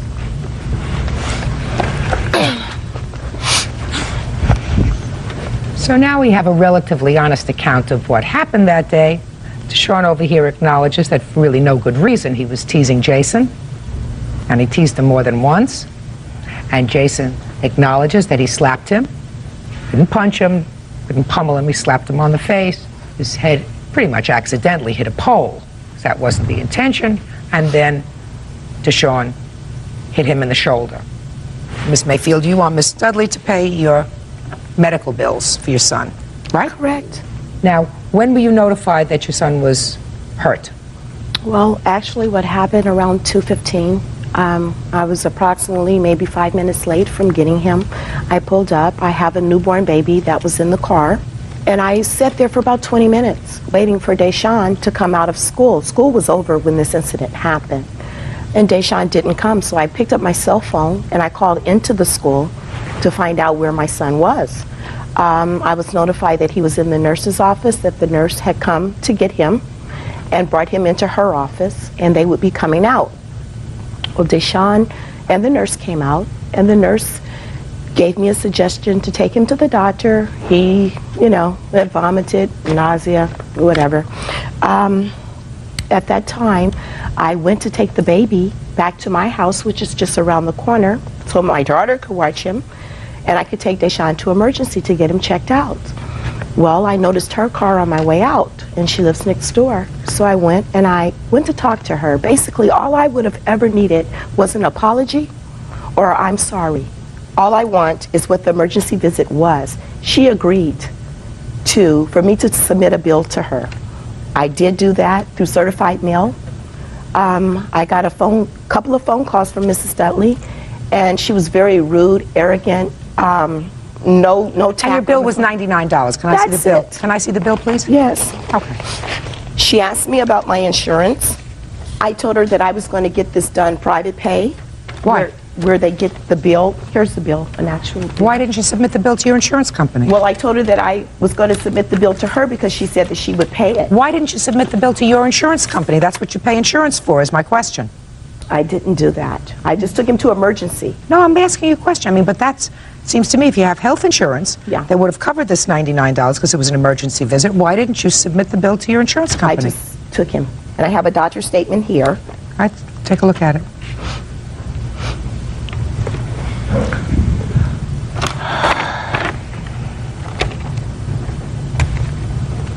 Okay, the first thing here is a lie. It said this is a 7-year-old child who was hit by an older kid with a fist. You never hit him with a fist, right? And he never hit you with a fist, is that right, Deshaun? No. No, he slapped you. Your Honor, could we possibly ask the kids how hard did he hit him? I'm not quite sure, but for his head to hit a steel pole, I'd just like to know how hard. How do you gauge that? Hard, very hard, medium soft? How do you gauge that? He certainly didn't punch him. No, I'm not saying that he did. He didn't punch him. There was nothing in this report that indicates that anything's wrong with him. No, thank Nothing. goodness, he's okay. Nothing. And I have a couple of questions for you. I'm not excusing him putting his hands on your son. Okay. You can't do that. What kind of punishment did you give to your son? For teasing? Yes. Oh, me and his dad set him down, and we told him that that is not a proper thing to do. Absolutely right. No, most definitely. I don't condone it at all. Absolutely right. Put your hand down. You paying attention? Yeah. This whole thing wouldn't have started if you hadn't started to tease Jason, right? Yes. Why were you teasing him? I was just playing with him. No, he wasn't happy about it. You knew he wasn't happy about it, right? No. This is not the first incident that has ever happened with Jason or Sean having problems, okay? I stopped him from coming to the house. My husband and I, we never discussed with Sean why he could not come into the house any longer by being disruptive and doing things. We just kind of just let the kids play outside whenever they met outside. He had no idea that Jason and him were no longer friends per se. He was still... But he knew he couldn't come into the house. Yes, he was aware that I did not want him to come into the house. home. That he knew. Yes. Kids are smarter than you think. If you say that Jason can't come into the house, they know that there's a reason. You can play with him outside, but he can't come into the house. Put your hands down. What do you think, you're at the beach? No. Judge Judy continues in a moment. I sat in that emergency room while she fed her son Dorito potato chips on the same side of the mouth where she claims Jason had injured.